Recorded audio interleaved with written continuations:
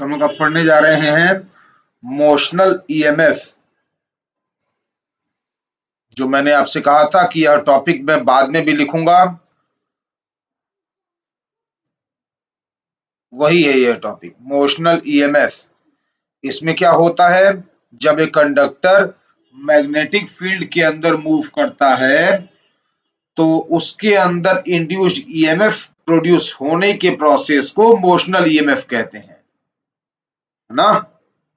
यानी हम लोग इसमें क्या पढ़ेंगे, conductor moving in magnetic field, conductor moving in magnetic field, इसको हम लोग कहेंगे मोशनल ईएमएफ। मान लीजिए यह एक मैग्नेटिक फील्ड है,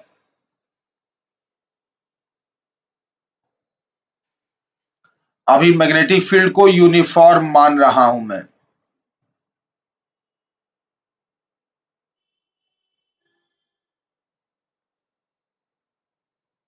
यह एक मैग्नेटिक फील्ड है, इस मैग्नेटिक फील्ड के अंदर एक कंडक्टर लेंगे।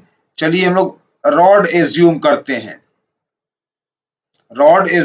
हैं, कंडक्टिंग रॉड, और यह मूव कर रहा है v वेलोसिटी से। मान लेता हूं यह कंडक्टिंग रॉड है।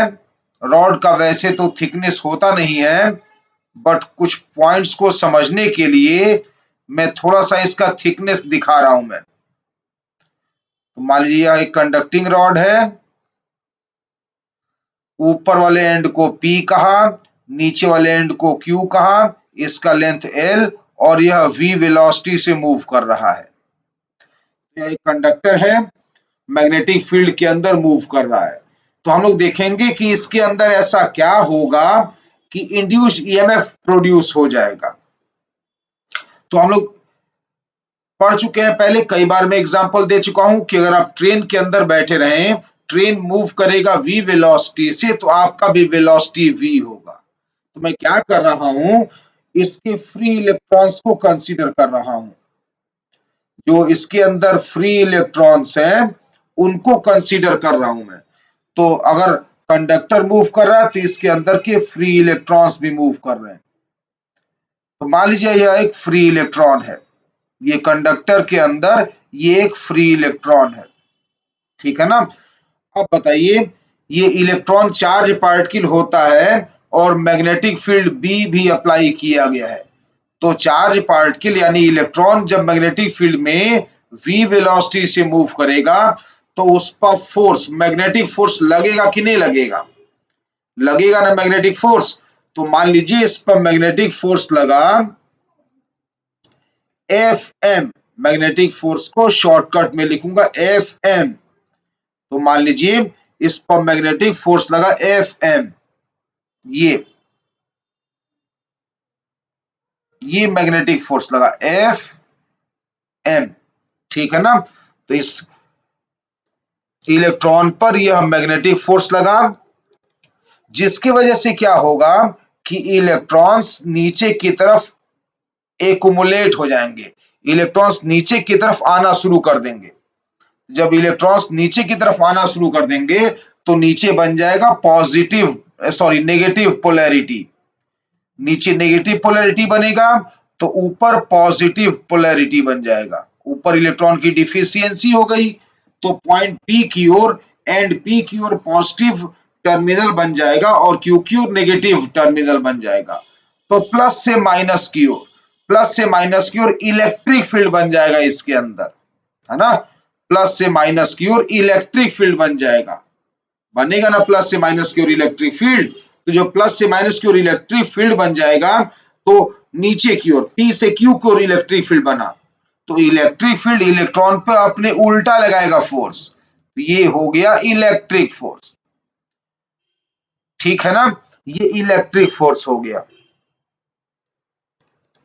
Fe लिख रहा हूं, इसको इलेक्ट्रिक फोर्स एज्यूम करेंगे आप, ठीक है ना।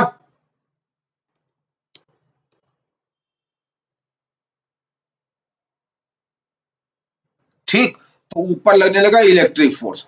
कभी न कभी ऐसा सिचुएशन जरूर आएगा कि जब मैग्नेटिक फोर्स और इलेक्ट्रिक फोर्स आपस में एक दूसरे को बैलेंस कर लेंगे, है ना। तो लिखूंगा मैं, at steady state at steady state F electric is equal to F magnetic, है ना, and then no further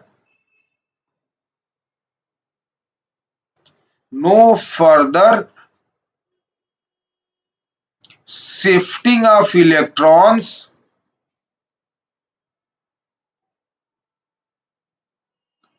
takes place. एक बार जब इलेक्ट्रिक फोर्स मैग्नेटिक फोर्स आपस में बैलेंस कर लिया तो इलेक्ट्रॉन पर नेट फोर्स हो गया जीरो। जब इलेक्ट्रॉन पर नेट फोर्स जीरो हो गया तो इलेक्ट्रॉन का फर्दर शिफ्टिंग अब नहीं होगा। शिफ्टिंग क्यों हो रहा था? क्योंकि मैग्नेटिक फोर्स पहले इलेक्ट्रॉन्स पे लग रहा था। पहले तो इलेक्ट्रिक फोर्स था ही नहीं ना, पहले तो नेगेटिव पॉजिटिव पोलैरिटी ही नहीं थी। इलेक्ट्रॉन पर मैग्नेटिक फोर्स लग रहा था तो इलेक्ट्रॉन नीचे आके एक्युमुलेट करना शुरू कर दिए थे। तो इलेक्ट्रॉन्स का नीचे एक्युमुलेशन था, इससे नीचे नेगेटिव पोलैरिटी बन गई। तो नीचे नेगेटिव बन गई तो ऊपर पॉजिटिव बन गई। पोलैरिटी बनने के बाद इलेक्ट्रिक फील्ड बन गया। समझिए, पोलैरिटी बनने के बाद इलेक्ट्रिक फील्ड बना, और जब इलेक्ट्रिक फील्ड बना तब इलेक्ट्रिक फोर्स ऊपर लगा, है ना। जब इलेक्ट्रिक फील्ड बना तब इलेक्ट्रिक फोर्स ऊपर लगा, और इलेक्ट्रिक फोर्स लगता गया ऊपर, और कभी न कभी ऐसा सिचुएशन आया कि इलेक्ट्रिक फोर्स और मैग्नेटिक फोर्स बराबर हो गए। तब इलेक्ट्रॉन पर नेट फोर्स जीरो आ गया। इलेक्ट्रॉन पर नेट फोर्स जीरो आ गया तब इलेक्ट्रॉन का शिफ्टिंग बंद हो गया, यानी स्टेडी स्टेट कंडीशन आ गई। इस स्टेट को स्टेडी स्टेट कंडीशन कहते हैं। अब जितना पोलैरिटी बन चुका है उतना ही बना रहेगा, जितना इलेक्ट्रिक फील्ड डेवलप हो चुका है इसके अंदर उतना ही इलेक्ट्रिक फील्ड अब एग्जिस्ट करेगा। अब फर्दर इलेक्ट्रिक फील्ड बढ़ेगा नहीं, है ना। तो देयरफॉर लोग क्या कह चुके हैं अब, F electric F is equal to F magnetic, electric force charge into electric field, magnetic force E V B, E और E कट गया, इलेक्ट्रिक फील्ड का वैल्यू आ गया VB। एक बार जब इलेक्ट्रिक फील्ड आ गया तो potential difference potential difference between P and Q, potential difference between P and Q is induced EMF। इसी को हम लोग इंड्यूस्ड EMF कहेंगे, ठीक है ना। तो पोटेंशियल डिफरेंस जो P और Q के बीच बनेगा उसी को इंड्यूस्ड EMF कहेंगे। तो क्या आ गया, यह पोटेंशियल डिफरेंस कैसे निकल जाएगा? इलेक्ट्रिक फील्ड पता है तो इलेक्ट्रिक फील्ड इंटू डिस्टेंस, है ना। तो E बराबर क्या आ गया, EMF E बराबर इलेक्ट्रिक फील्ड ऊपर जो निकाल रखे हैं वो रखिए, तो L तो था ही, है ना, V और B और आ गया, ठीक है ना। तो ये इंड्यूस्ड EMF हो गया। यही मैकेनिज्म है मूविंग रॉड के अंदर मोशनल EMF प्रोड्यूस होने का, ठीक है ना। मूविंग रॉड के अंदर मोशनल EMF प्रोड्यूस होने का यही मैकेनिज्म है, ठीक। तो इस तरह से जब भी कोई rod, conducting rod magnetic field के अंदर ट्रांसलेटरी मोशन करेगा तो उस रॉड के एंड्स के बीच पोटेंशियल डिफरेंस यानी इंड्यूस्ड ईएमएफ प्रोड्यूस हो जाएगा LVB। क्या कारण रहा इसका, क्यों प्रोड्यूस हुआ? क्योंकि फ्री इलेक्ट्रॉन्स पर मैग्नेटिक फोर्स लगा। फ्री इलेक्ट्रॉन्स पर मैग्नेटिक फोर्स लगा इसलिए इंड्यूस्ड ईएमएफ प्रोड्यूस हुआ। तो जब जब फ्री इलेक्ट्रॉन्स पर मैग्नेटिक फोर्स लगेगा तब तब इंड्यूस्ड ईएमएफ प्रोड्यूस होगा, है ना, और नहीं लगेगा तो नहीं प्रोड्यूस होगा। अगर मैग्नेटिक फोर्स नहीं लगा, कोई ऐसा केस बना जब इलेक्ट्रॉन्स पर मैग्नेटिक फोर्स जीरो है तो हम लोग कहेंगे वहां पर इंड्यूस्ड ईएमएफ जीरो है, ठीक।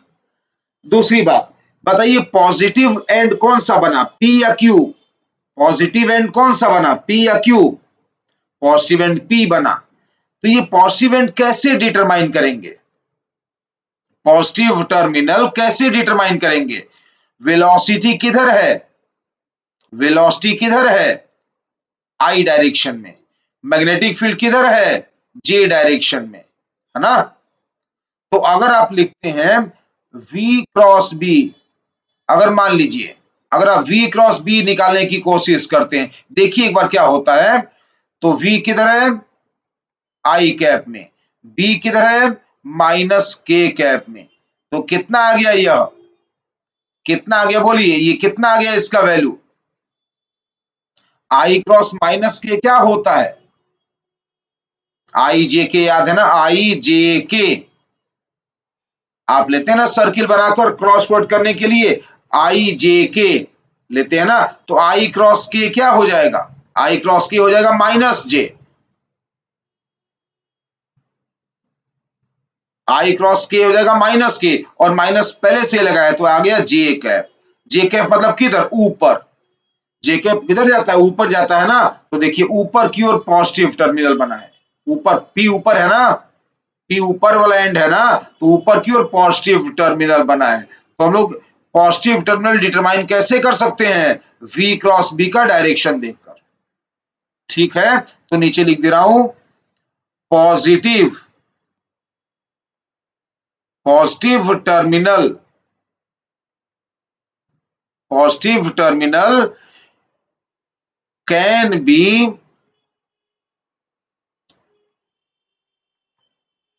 determined by direction of V cross B। V cross B के डायरेक्शन से, V क्रॉस B जिस डायरेक्शन में जाएगा वही एंड पॉजिटिव टर्मिनल बनेगा। ठीक है ना, ओके। तो मेनली आपको क्या बताया मैंने, देखिए यहां पर कोई बोर्ड वाला डेफिनेशन नहीं है, कुछ लोगों को डेफिनेशन ही जानना है बस, उनको पढ़ाई लिखाई से कोई मतलब नहीं है। वो खुद कोई भी किताब लेकर डेफिनेशन भी खुद से नहीं पढ़ सकते हैं, खुद से डेफिनेशन भी लिख नहीं सकते हैं। मैं डिक्टेट कर रहा हूं तो वो खुद से नोट्स भी नहीं बना सकते हैं, है ना। खुद से डेफिनेशन किताब पढ़ के लिखना है बोर्ड वाला, मैं डिक्टेट कर रहा हूं वो अभी सुन के कॉपी पर नहीं लिखना है, मैं लिख रहा हूं वो अभी कॉपी पर उतारना नहीं है। पता नहीं क्या पढ़ना है उनको, फिर कुछ भी काम खुद से नहीं कर सकते हैं। बोल रहा हूं डिक्टेशन, डिक्टेट कर रहा हूं डेफिनेशन सारे, तो सुन के लिख नहीं सकते हैं। तकिया ले लेंगे, सो जाएंगे, मोबाइल खोल लेंगे और बस देखते जाएंगे। लिखा है तो रटेंगे, नहीं लिखा है तो छोड़ देंगे। है, खुद से कॉपी पर पेंसिल और पेन नहीं चलाना है, मत चलाओ। ये बोर्ड में कोई डेफिनेशन नहीं है जो यहां लिखवाऊं मैं। तो अब मैंने आपको अभी सिखाया कि जब कभी भी कोई मैग्नेटिक फील्ड के अंदर कंडक्टिंग रॉड मूव करे तो रॉड के एंड पॉइंट्स के बीच पोटेंशियल डिफरेंस प्रोड्यूस हो जाता है, जिसे हम लोग इंड्यूस ईएमएफ कहते हैं, और उसका वैल्यू LVB आया अभी। एक बात, दूसरी बात, पॉजिटिव टर्मिनल डिसाइड किया जा सकता है V क्रॉस B के डायरेक्शन को देखकर। जिधर V क्रॉस B जाएगा वही वाला एंड पॉजिटिव टर्मिनल बनेगा। अब कुछ लोगों को क्रॉस प्रोडक्ट भी निकालने नहीं आता है, तो जिसको A क्रॉस B है, जिसको क्रॉस प्रोडक्ट निकालने नहीं आता उसको छोड़ देना चाहिए पढ़ाई। कुछ लोग कहेंगे जा ये V क्रॉस B कैसे आएगा, तो खेती बाड़ी करिए, छोड़ दीजिए पढ़ाई, V क्रॉस B नहीं आता है निकालने। तो अगर वेक्टर का क्रॉस प्रोडक्ट नहीं निकालने आता है तो आपको पढ़ने का कोई अधिकार नहीं है। 50 पर लोग वेक्टर का क्रॉस प्रोडक्ट कर चुके हैं, V cross B, A cross B, C cross D, ये सब एक दो बार निकाले हैं। I cross J, I cross K, ये सब, इसमें डाउट होना चाहिए किसी को। तो पॉजिटिव टर्मिनल निकाल सकते हैं आप direction of V cross B देखकर। V और B दोनों दिया होता है सवाल में, V क्रॉस B का जो डायरेक्शन आएगा वही टर्मिनल, वही एंड पॉजिटिव टर्मिनल बनेगा। एक बात, दूसरी बात, जब जब फ्री इलेक्ट्रॉन्स पर मैग्नेटिक फोर्स लगा, और फ्री इलेक्ट्रॉन्स लेंथ के अलोंग ही मूव कर सकते हैं, याद रखिएगा रॉड का केवल लेंथ होता है, सिलेंडर का कुछ रेडियस होता है। ये रॉड के अंदर हो क्या रहा है दिखाना था, इसलिए थोड़ा सा मोटा बनाया है रॉड मैंने, लेकिन आगे से हम लोग रॉड का क्यों लेंथ मानेंगे, तो ये एज्यूम करेंगे कि इलेक्ट्रॉन्स का शिफ्टिंग रॉड के अंदर क्यों लेंथ के लॉन्ग होगा, ये एज्यूम करेंगे। तो अगर मैग्नेटिक फील्ड लेंथ के लॉन्ग मैग्नेटिक फोर्स लेंथ के लॉन्ग आता है तब इंडक्शन होगा, मैग्नेटिक फोर्स लेंथ के लॉन्ग नहीं आता है तो इंडक्शन नहीं होगा।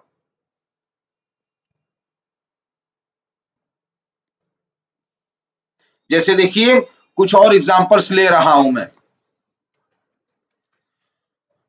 कुछ और एग्जांपल ले रहा हूं। मान लीजिए यह मैग्नेटिक फील्ड है,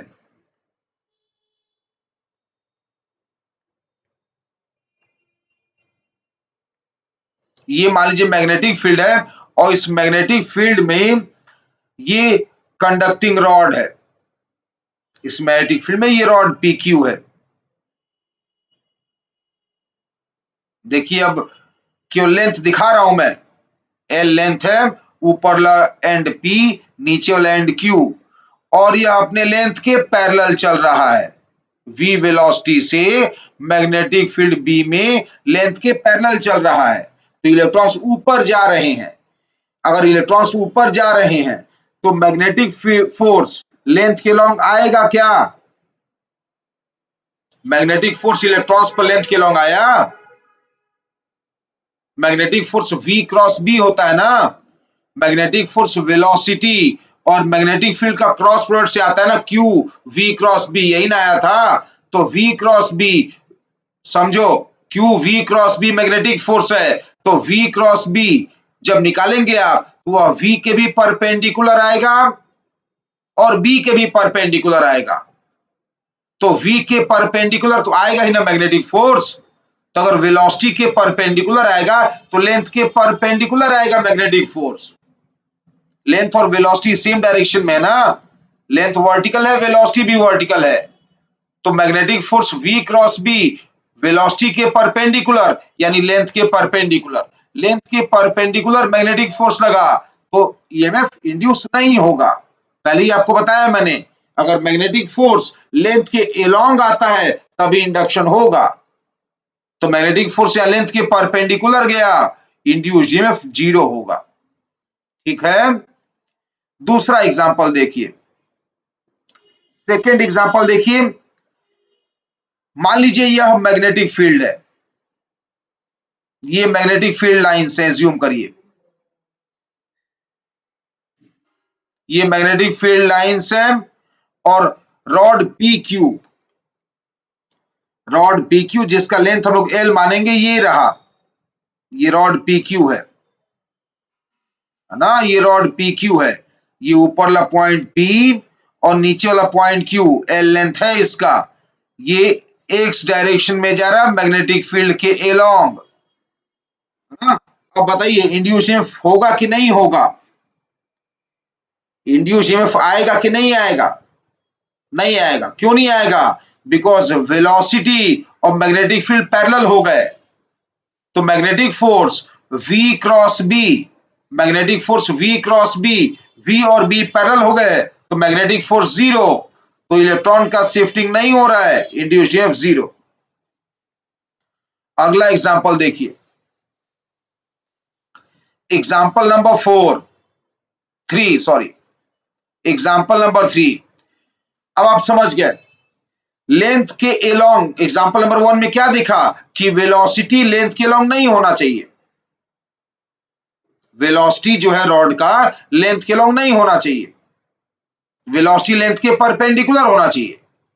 तो ठीक है, सेकंड एग्जांपल में देखिए वेलोसिटी लेंथ के परपेंडिकुलर कर दिया, ये देखिए वेलोसिटी जो है, वेलोसिटी एक्स डायरेक्शन में है, लेंथ वाई डायरेक्शन में है, तो वेलोसिटी लेंथ के परपेंडिकुलर कर दिया तब भी ईएमएफ 0 हो गया। तो यहां से क्या सीखे कि वेलोसिटी भी मैग्नेटिक फील्ड के पैरेलल नहीं होना चाहिए, वेलोसिटी ना लेंथ के पैरेलल होना चाहिए, नहीं वेलोसिटी मैग्नेटिक फील्ड के पैरेलल होना चाहिए। समझ में आ रही है बात, वेलोसिटी ना लेंथ के पैरेलल होना चाहिए, वेलोसिटी नहीं मैग्नेटिक फील्ड के पैरेलल होना चाहिए। तो अगले एग्जांपल में क्या कर रहा हूं मैं कि वेलोसिटी को लेंथ और मैग्नेटिक फील्ड दोनों के परपेंडिकुलर बनाऊंगा मैं, ये रहा मैग्नेटिक फील्ड बी वेक्टर, इस मैग्नेटिक फील्ड में मान लीजिए यह रॉड पी क्यू है, एल लेंथ है इसका, यह लेंथ एल है, ये एंड पी और ये एंड क्यू। देखिए वेलोसिटी हो गया ना दोनों के परपेंडिकुलर, वेलोसिटी वाई डायरेक्शन में है जबकि लेंथ और मैग्नेटिक फील्ड एक्स डायरेक्शन में है। ठीक है, तो V क्रॉस B किधर आएगा इस बार बताइए, V क्रॉस B किधर आ रहा है, जल्दी करिए, V क्रॉस B किधर आ रहा है, मैग्नेटिक फोर्स की बात कर रहा हूं मैं, magnetic force V cross B किधर आया, V ऊपर है, B राइट में है, J क्रॉस I निकालिए, J क्रॉस I क्या हुआ माइनस के, J क्रॉस I हुआ माइनस के, तो मैग्नेटिक फील्ड माइनस के डायरेक्शन में है। लेकिन पहले आपको क्या बता चुका हूं मैं कि जब जब मैग्नेटिक फोर्स लेंथ के अलोंग आएगा तभी तब इंडक्शन होगा, अदरवाइज नहीं होगा इंडक्शन। क्योंकि देखिए V क्रॉस B आया अंदर की ओर, V क्रॉस B अंदर की ओर आया, माइनस के कैप अंदर की ओर आया, अंदर इलेक्ट्रॉन नहीं जा सकते हैं, इलेक्ट्रॉन किधर जा सकते हैं, जो कंडक्टर PQ लिया, आपने रॉड PQ लिया, इसके इलेक्ट्रॉन का शिफ्टिंग लेंथ के लॉन्ग हो सकता है, लेकिन मैग्नेटिक फोर्स अंदर की ओर जा रहा है, लेंथ के लॉन्ग नहीं आया मैग्नेटिक फोर्स, तो फिर इंडक्शन नहीं होगा। E बराबर फिर से 0 लिखेंगे। बताइए फिर E कब कब 0 आया, E 0 कब आया, तीन क्वांटिटी L, V और B तीनों में से कोई भी दो पैरेलल हो जाए तो EMF 0 हो जा रहा है ना। ये L, V और B, देखिए पहले एग्जांपल में, एग्जांपल 1 में L और V पैरेलल तो EMF 0, दूसरे में V और B पैरेलल तो EMF 0, तीसरे में L और B पैरेलल तो EMF 0। तो L, V और B में से कोई भी दो पैरेलल हो जाएं तो इंड्यूस्ड EMF 0 हो जाएगा। ठीक है ना, कोई भी दो पैरेलल हो जाएंगे तो इंड्यूस्ड EMF 0 हो जाएगा। अगला एग्जांपल देखिए, एग्जांपल नंबर 4, मान लीजिए ये मैग्नेटिक फील्ड है,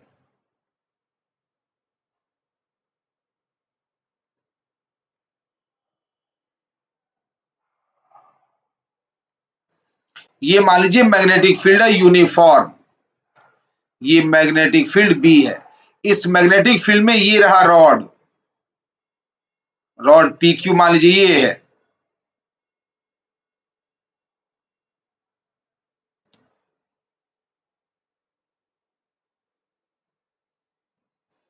ये ऊपर वाला एंड P, नीचे वाला एंड Q, लेंथ इसका L है, और अब मान लीजिए इसका वेलोसिटी मैं ऐसे दे रहा हूं, कुछ एंगल थीटा पर, लेंथ से कुछ एंगल थीटा पर वेलोसिटी दे रहा हूं। ठीक है ना, तो ऐसा केस जब आएगा कि L, V और B में वेलोसिटी लेंथ के परपेंडिकुलर नहीं हुआ तो आप वेलोसिटी को रिजॉल्व कर लेंगे। वेलोसिटी का एक कंपोनेंट इधर आएगा v sin थीटा और दूसरा कंपोनेंट ऊपर जाएगा v cos थीटा, है ना, दूसरा कंपोनेंट ऊपर जाएगा v cos थीटा। तो इस तरह से वेलोसिटी के दो कंपोनेंट्स होंगे। अब बताइए v cos थीटा और L क्या हुए, v cos थीटा और L क्या हुए पैरेलल, तो v cos थीटा की वजह से इंडक्शन नहीं होगा। एग्जांपल नंबर 1 देखिए, वेलोसिटी और लेंथ पैरेलल है तो इंडक्शन 0 होता है, तो v cos थीटा और लेंथ पैरेलल हुए तो v cos थीटा से इंडक्शन नहीं होगा, तो इंड्यूस्ड ईएमएफ कौन प्रोड्यूस करेगा, v sin थीटा, है ना। तो क्या लिखूं इंड्यूस्ड ईएमएफ का वैल्यू, मैं लिखूंगा L into v sin theta I into b, है ना, L VB था ना, बेसिक फॉर्मूला इससे पहले क्या डिराइव किए, L VB, कब, जब L V और B तीनों म्यूचुअली परपेंडिकुलर है, अब ले लिया ना परपेंडिकुलर L y एक्सिस की ओर, V sin theta x axis की ओर, और मैग्नेटिक फील्ड z एक्सिस की ओर, तो L V sin थीटा और B हो गए ना तीनों म्यूचुअली परपेंडिकुलर, तो लिख सकते हैं ना L into V sin theta into B, ये V sin थीटा L और B अब हो गए तीनों म्यूचुअली परपेंडिकुलर, तो लिख सकते हैं ना, ठीक है। तो जब कभी भी रॉड का वेलोसिटी लेंथ से कुछ एंगल पर दिया होगा तो रिजॉल्व कर लेंगे, वेलोसिटी को रिजॉल्व करेंगे, और कौन सा कंपोनेंट लेंगे वेलोसिटी का, जो लेंथ के परपेंडिकुलर आ रहा है, ठीक। अच्छा देखिए, इसी चीज को एक और तरह से लिखा जा सकता है, E बराबर एल वी साइन थीटा को क्या लिख सकते हैं आप, एल क्रॉस, एल को अगर आप वेक्टर मान लें तो एल क्रॉस वी लिख सकते हैं, हाँ या ना, एल क्रॉस वी लिख सकते हैं, L V sine theta L cross V. L cross V किधर गया बताइए, एल क्रॉस वी किधर गया, क्रॉसवर्ड भी आता है कि नहीं आता है वो अभी, एल क्रॉस वी किधर गया, एल से वी की ओर जाओ, एल से वी की ओर जाओ, अंगूठा अंदर गया, दाहिने हाथ को लो, उंगलियों को एल से वी की ओर ले जाओ, अंगूठा अंदर गया, तो L cross V magnetic field के अलोंग है, तो एल क्रॉस वी और मैग्नेटिक फील्ड पैरेलल हो गए, है ना, एल क्रॉस वी और मैग्नेटिक फील्ड के बीच एंगल 0 रहा, तो इनको हम लोग ऐसे लिख सकते हैं। फिर देखिए दोनों बराबर है ना, एल क्रॉस वी क्या हुआ, एल वी साइन थीटा, और एल क्रॉस वी और मैग्नेटिक फील्ड के बीच एंगल कितना है, 0 डिग्री। तो दो वेक्टर्स का जब डॉट प्रोडक्ट करते हैं तो पहला वेक्टर का मॉड ये रहा, पहला वेक्टर का मॉड ये रहा एल वी साइन थीटा, दूसरे वेक्टर का मॉड ये रहा बी, और दोनों के बीच एंगल कितना है 0, तो कॉस थीटा 1 हो गया ये, तो नीचे ऊपर बराबर हुए ना। तो देयरफॉर हम लोग इंड्यूस ईएमएफ का मैग्नीट्यूड कॉम्प्लिकेटेड कंडीशंस में इस फॉर्मूले से निकालेंगे, L cross V dot B का मैग्नीट्यूड ले लेंगे। पता है इसको क्या बोलते हैं, इसको स्केलर ट्रिपल प्रोडक्ट बोलते हैं।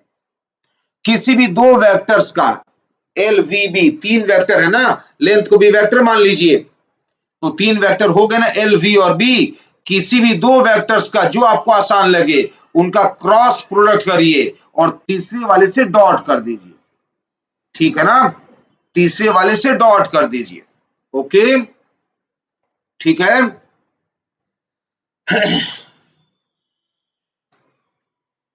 क्या क्या पढ़ लिए हम लोग, समराइज करते हैं सबको अब।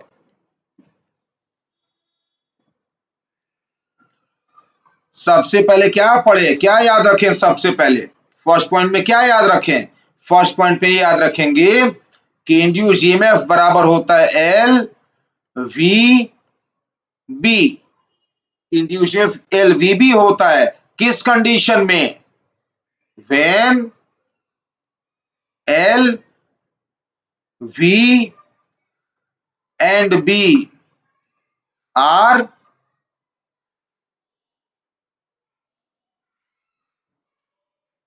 Mutually perpendicular. जब एल वी और बी तीनों म्यूचुअली परपेंडिकुलर हो, एल वी और बी तीनों म्यूचुअली परपेंडिकुलर हो, तो रॉड के एंड्स पॉइंट के बीच potential difference L V B, E बराबर एल वी बी आ गया फॉर्मूला, ठीक है, तो ये सीख गए ना। दूसरा पॉइंट क्या सीखे, दूसरा पॉइंट सीखे ई बराबर 0, इंड्यूस ईएमएफ 0 कब होगा, when any two of L V और बी, एल वी और B, L length, V velocity, B magnetic field, L V और बी में से कोई भी दो पैरेलल हो जाए, तो when any two of L V और बी बिकम्स पैरेलल,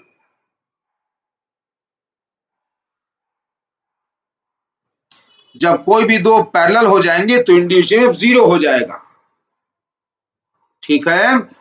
तीसरी बात क्या सीखे, कॉम्प्लिकेटेड केसेस में, हालांकि इसकी आवश्यकता शायद ना पड़े कभी भी, फिर भी आपके नॉलेज के लिए बता रहा हूं, कॉम्प्लिकेटेड केसेस में जहां पर आप वेलोसिटी को रिजॉल्व नहीं कर पा रहे हैं, 3D डायग्राम बन गया या ऐसा कुछ आ गया कि आप क्रॉस प्रोडक्ट इजीली नहीं कर पा रहे हैं, उस केस में क्या सीखे आप, किसी भी दो का एल वी और बी, तीन वेक्टर्स, एल को भी वेक्टर मान लेना है, वेलोसिटी और मैग्नेटिक फील्ड तो वेक्टर होते ही हैं, लेंथ को भी वेक्टर मान लीजिए, तो किसी भी दो वेक्टर का क्रॉस प्रोडक्ट कर लीजिए। जो दो वेक्टर्स का क्रॉस इजी लगे उन दो वेक्टर्स का क्रॉस प्रोडक्ट कर लीजिए। जो रिजल्ट आए तीसरे वेक्टर के साथ डॉट प्रोडक्ट में डाल दीजिए उसको और मॉड ले लीजिए, है ना। इसको क्या बोलते हैं? Scalar triple product, L cross V dot B. ठीक है, थर्ड पॉइंट ये याद रखना है। Okay, point number 4, positive terminal कैसे डिटरमाइन करना सिखाया मैंने, लिखा था ना, सब समराइज कर रहा हूं, सब समझा दिया मैंने आपको। पॉजिटिव टर्मिनल कैसे डिटरमाइन करना है, लिख दे रहा हूं। पॉजिटिव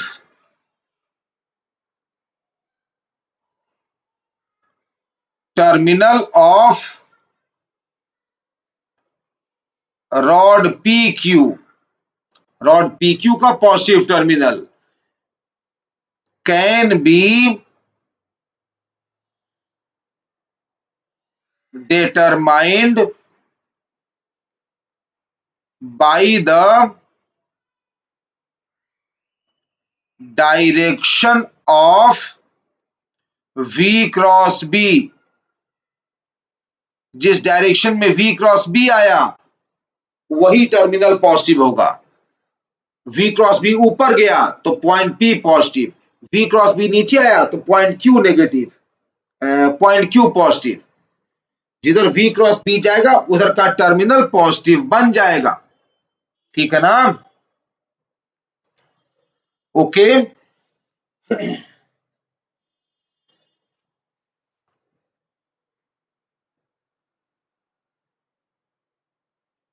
पांचवा पॉइंट देखिए, जरा एक सिंपल सा क्वेश्चन पूछ रहा हूं, बताइए तो। ये एक बैटरी है, एक रेजिस्टेंस है और इधर एक और बैटरी लगा है। मान लीजिए यह बैटरी का ईएमएफ 10 वोल्ट है E1 और मान लीजिए E2। दूसरा जो बैटरी है इसका ईएमएफ भी 10 वोल्ट लिख देता हूं। रेजिस्टेंस R में करंट कितना जाएगा बताइए तो। रेजिस्टेंस R में करंट कितना जाएगा, कितना रहा करंट? 0 आ रहा है ना। नेट ईएमएफ लूप में कितना आ गया? जितना यहां पर ईएमएफ सपोर्टिंग है E2 उतना अपोजिंग है, जितना यहां राइज है उतना यहां ड्रॉप है। लूप में घूमेंगे तो एक जगह राइज जितना दूसरी जगह ड्रॉप उतना, तो इसमें करंट कितना आ रहा है? I बराबर 0 आ रहा है। तो ऐसे में लूप का ईएमएफ क्या मानेंगे हम लोग? ईएमएफ ऑफ द लूप कहा जाए कि लूप का ईएमएफ कितना आएगा तो क्या मानेंगे? ईएमएफ ऑफ द लूप क्या मानेंगे आप?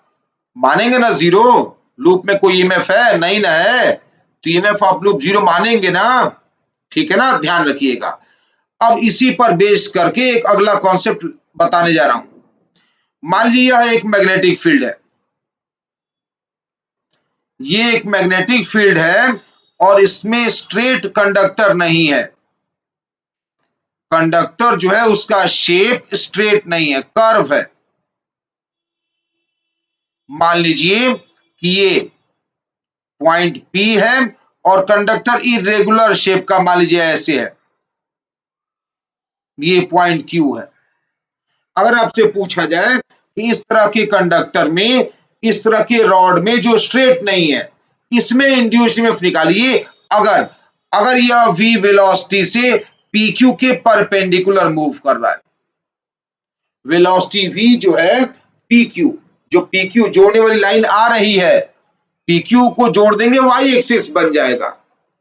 ऐसे डायग्राम बनाने की कोशिश किया है मैंने कि PQ को जोड़ देंगे तो y एक्सिस बन जाएगा, तो वेलोसिटी एक्स एक्सिस के अलॉन्ग है। तो ऐसे में हम लोगों से पूछा गया है कि अगर ये स्ट्रेट कंडक्टर नहीं है, रॉड स्ट्रेट नहीं है, तो अब इसमें इंड्यूस्ड ईएमएफ बनाइए।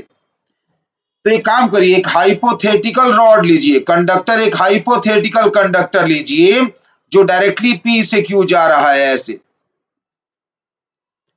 एक हाइपोथेटिकल कंडक्टर लिया डायरेक्टली P और Q को जोड़ के, P और Q को जोड़कर एक हाइपोथेटिकल कंडक्टर बना लिया मैंने। मान लीजिए कि एक और कंडक्टर ऐसा होता, एक और कंडक्टर ऐसा होता जिसको हम लोग PQ जोड़ के बनाए हैं, ठीक है ना। ये तो एक लूप कंप्लीट हो गया कि नहीं हो गया? लूप हो गया ना कंप्लीट। अब बताइए, जो ओरिजिनल कंडक्टर था रेड वाला और अभी जो आप कंडक्टर बनाए हैं, दोनों को मिला के लूप कंप्लीट हो गया ना, तो एक लूप मैग्नेटिक फील्ड में मूव कर रहा है। तो जब लूप मैग्नेटिक फील्ड में मूव कर रहा है तो लूप का एरिया वेरिएबल है। ये जो अभी शेड किया मैंने एरिया, ये एरिया वेरिएबल है? नहीं है। अगर एरिया वेरिएबल नहीं है, एरिया वेरिएबल नहीं है तो net induce EMF in the loop क्या आएगा? जीरो, क्योंकि फ्लक्स वेरिएबल नहीं है। एरिया वेरी नहीं कर रहा है मूवमेंट से, इस बार वेलोसिटी से एरिया वेरी नहीं कर रहा है, वेलोसिटी से एरिया वेरी नहीं कर रहा है, मूवमेंट से एरिया वेरी नहीं कर रहा है, तो इंड्यूस ईएमएफ जीरो आएगा। ऊपर दिखा रखा है मैंने। लूप में इंड्यूस ईएमएफ जीरो कब बोलते हैं? जब लेफ्ट वाले बैटरी और राइट वाले बैटरी का ईएमएफ बराबर हो जाता है। तो वही फंडा लगा दे रहा हूं मैं। जो रेड वाला वायर दिख रहा है कर्व्ड वायर, और ब्लैक वाला जो वायर दिख रहा है लेफ्ट वाले वायर और राइट वाले वायर में, यानी रेड वाले वायर और ब्लैक वाले वायर में इंड्यूस ईएमएफ बराबर हो जाना चाहिए, है ना। तो ऐसे में इंड्यूस ईएमएफ क्या लिखेंगे आप? रेड वाले में इंड्यूस ईएमएफ वही लिखेंगे जो ब्लैक वाले का है। अब ब्लैक वाले का निकालना आसान है ना, क्योंकि वो तो स्ट्रेट है। क्या लगा दूं फॉर्मूला? PQVB, PQVB लगा दूंगा इसके लिए फॉर्मूला में। L कितना हो गया? PQ। लेंथ कितना हो गया? PQ। याद है, यह मेथड मैग्नेटिक फोर्स में भी पढ़े थे हम लोग, इसको PQ मेथड कहे थे। याद है ना, खूब सवाल भी किए थे इस पे। PQVB हम लोग लगा देंगे फॉर्मूला, PQ मेथड अप्लाई कर देंगे। जिन दो पॉइंट्स के बीच पोटेंशियल डिफरेंस पूछा गया है, उन दोनों पॉइंट्स को डायरेक्टली जोड़ देंगे। उन दोनों पॉइंट्स को डायरेक्टली जोड़कर स्ट्रेट रॉड बना देंगे, और स्ट्रेट रॉड में हम लोग ईएमएफ निकालना जानते हैं, LVB। अगर सब परपेंडिकुलर हो तब, परपेंडिकुलर ना हो तो क्या करना है? L के परपेंडिकुलर V को रिजॉल्व कर लेना है, ठीक है ना, और perpendicular component of velocity use कर लेना है, ठीक।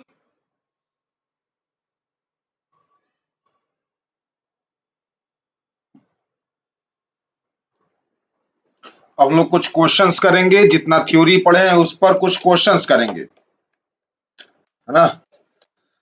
तो देखिए, ये 5 पॉइंट आपके सामने जो दिख रहा है वह बिल्कुल रट जाइए। न्यूमेरिकल में यही है, इसी से कोई ना कोई यूज होगा, ठीक है ना। तो पहला सवाल है, पहला क्वेश्चन है, मान लीजिए एक मैग्नेटिक फील्ड इस तरह से दिया हुआ है, into the plane of paper 1 tesla. कितना दिया magnetic field? 1 Tesla.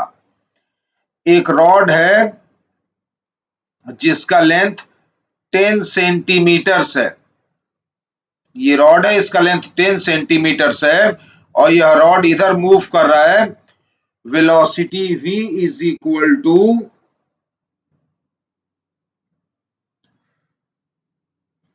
20 centimetre per second से। कितने से? 20 सेंटीमीटर पर सेकेंड से। एंगल थीटा दिया हुआ है 60 डिग्री।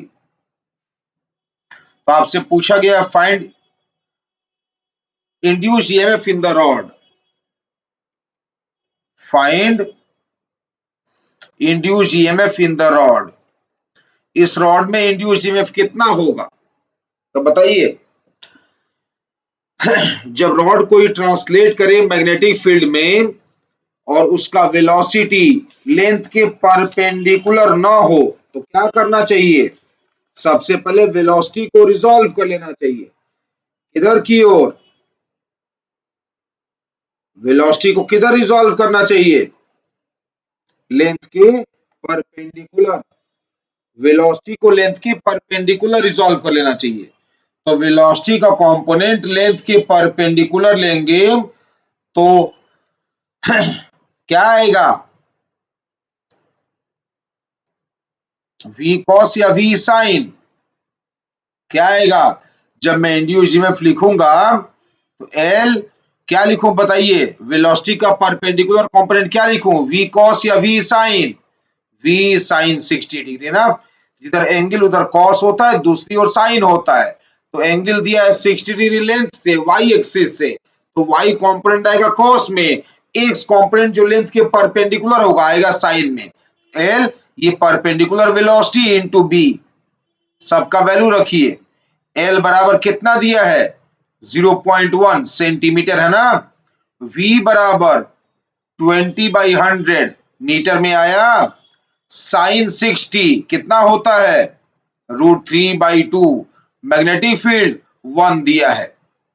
कितना आ रहा है E का वैल्यू बताइए, जल्दी बोलिए। ये कितना हो गया 20/100, 1/5 हो गया, तो 1/5 इंटू 2, 1/10, 1/10, 1/10, 1/100, यानी √3/100, √3/100 वोल्ट्स है ना। कितना आ गया √3/100 वोल्ट्स आया। कोई डाउट है तो है ना, सिंपल क्वेश्चन, जो बेसिक थ्योरी है उसको याद रखिए। अगला सवाल देखिए, मान लीजिए ये इस तरह का एक कंडक्टिंग फ्रेम है, ये इक्विलैटरल ट्रायंगल है, ये पूरा कंडक्टर से बना हुआ है, इक्विलैटरल ट्रायंगल एल लेंथ का, और दो रॉड इसमें और जोड़े गए हैं, यह भी एल लेंथ का है, और इसके मिड पॉइंट से ऐसे ये भी एल लेंथ का है। अब आपसे पूछा गया ये रहा P और ये रहा Q, PQ जोड़ेंगे स्ट्रेट लाइन बनेगा y एक्सिस के लॉन्ग, ये सब क्वेश्चन में गिवन है कि जब आप PQ जोड़ देते हैं तो स्ट्रेट लाइन बनेगा y एक्सिस के लॉन्ग। इसका पूरे फ्रेम का वेलोसिटी x एक्सिस के लॉन्ग है, और मैग्नेटिक फील्ड ये है B, यूनिफॉर्म ना। तो क्वेश्चन है find potential difference between P and Q, P और Q के बीच पोटेंशियल डिफरेंस निकालिए। तो क्या करते हैं हम लोग, यूनिफॉर्म मैग्नेटिक फील्ड में दो पॉइंट्स के बीच, कंडक्टर के किसी भी दो पॉइंट्स के बीच पोटेंशियल डिफरेंस निकालना है, तो क्या करते हैं यहां, उन दोनों को स्ट्रेट लाइन से जोड़ लेते हैं, है ना। P और Q के बीच पोटेंशियल डिफरेंस चाहिए तो हम लोग P और Q को स्ट्रेट लाइन से जोड़ लेंगे। तो स्ट्रेट लाइन से जोड़ेंगे तो क्या लिखूं आंसर में, E बराबर L, एल के जगह क्या मानेंगे, एल नहीं लिखूंगा यहां पर मैं, एल के जगह क्या मानेंगे पी क्यू, है ना। पी क्यू मेथड यही ने सिखाया आपको, दो पॉइंट्स के बीच पोटेंशियल डिफरेंस चाहिए तो उनको सीधे जोड़ लीजिए, P Q V B answer आएगा, है ना।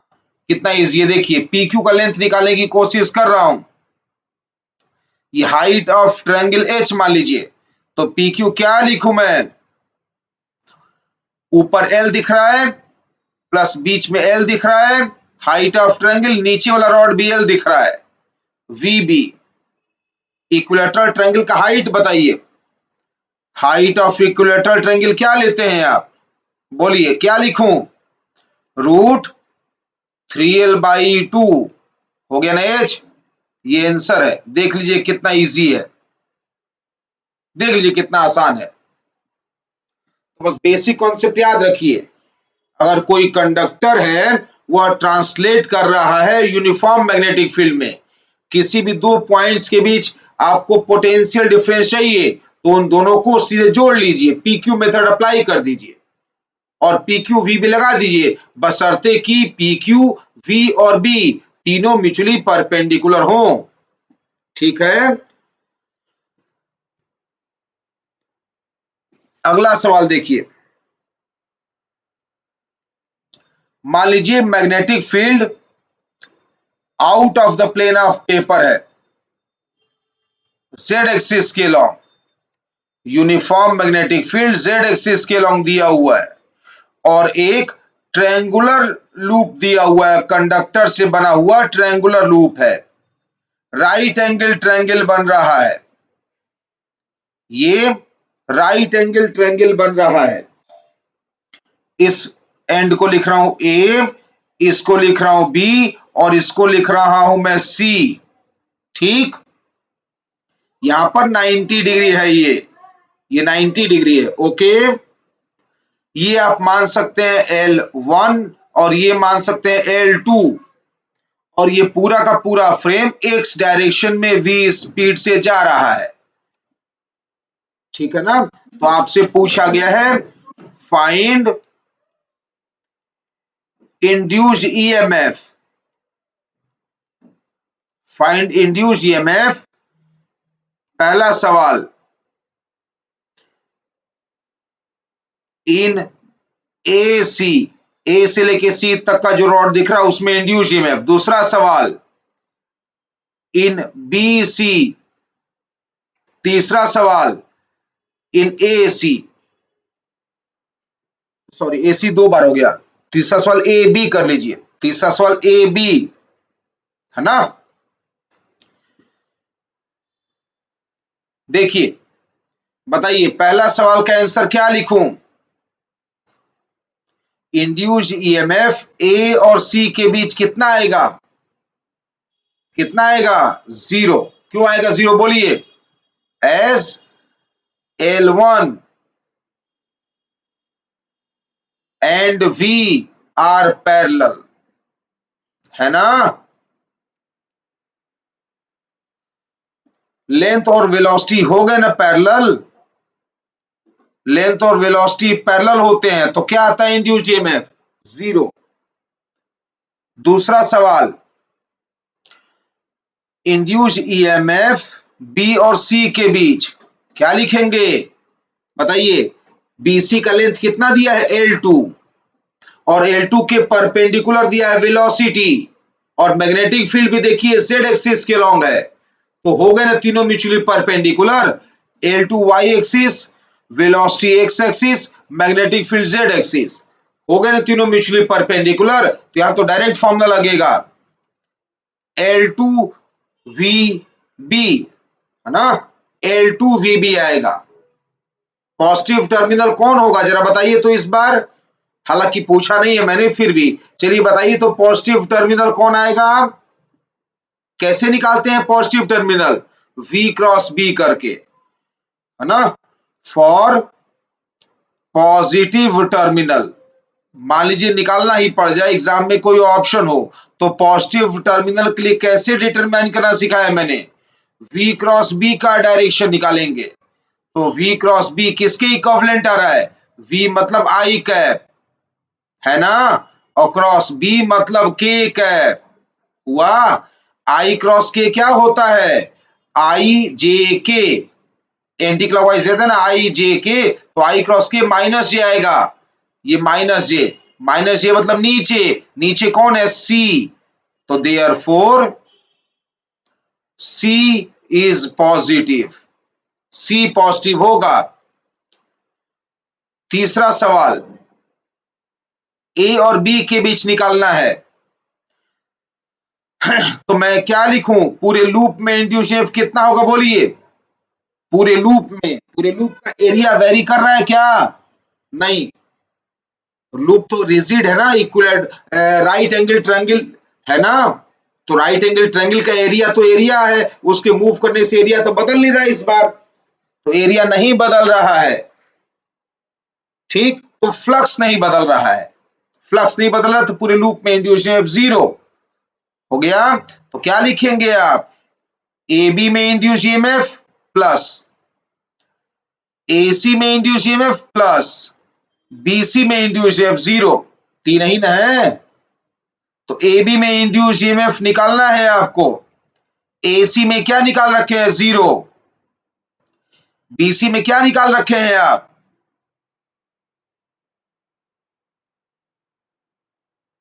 जल्दी बोलिए,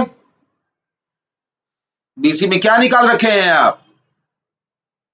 L2VB बराबर 0 आ गया ना। AB इंड्यूस EMF इन AB कितना आ गया?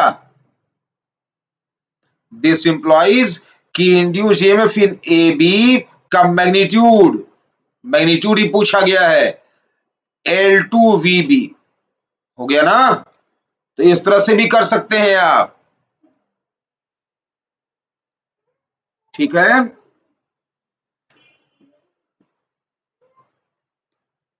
नेक्स्ट क्वेश्चन देखिए, अगला सवाल है, मान लीजिए यह एक्स एक्सिस और वाई एक्सिस, ये इस तरह से एक रॉड रखा हुआ है, ऐसा एल शेप का। ये पॉइंट मान लीजिए ए, ये पॉइंट मान लीजिए बी, और यह पॉइंट मान लीजिए सी। ए से लेके बी तक L1, बी से लेके सी तक L2, और इस स्पेस में मैग्नेटिक फील्ड बी दिया है जेड एक्सिस के लॉन्ग। अब इस फ्रेम का वेलोसिटी v बराबर v1i प्लस v2j दिया हुआ है। मान लीजिए ये गिवन है, तो आपसे पूछा गया है फाइंड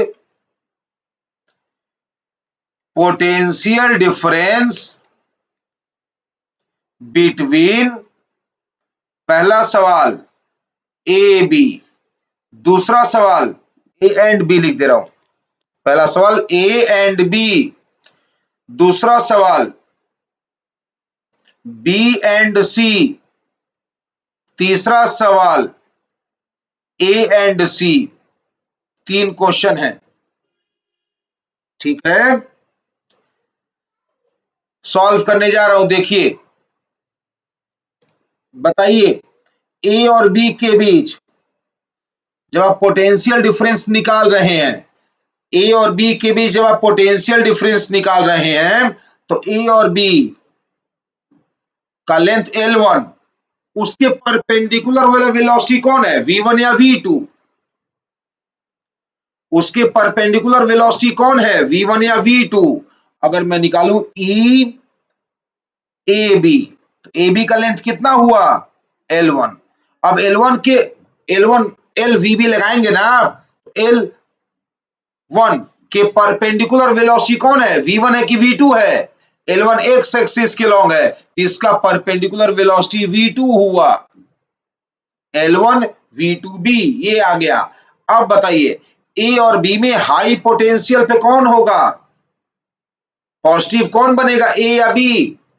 कौन बना पॉजिटिव, कैसे निकालते हैं, V2 क्रॉस B से।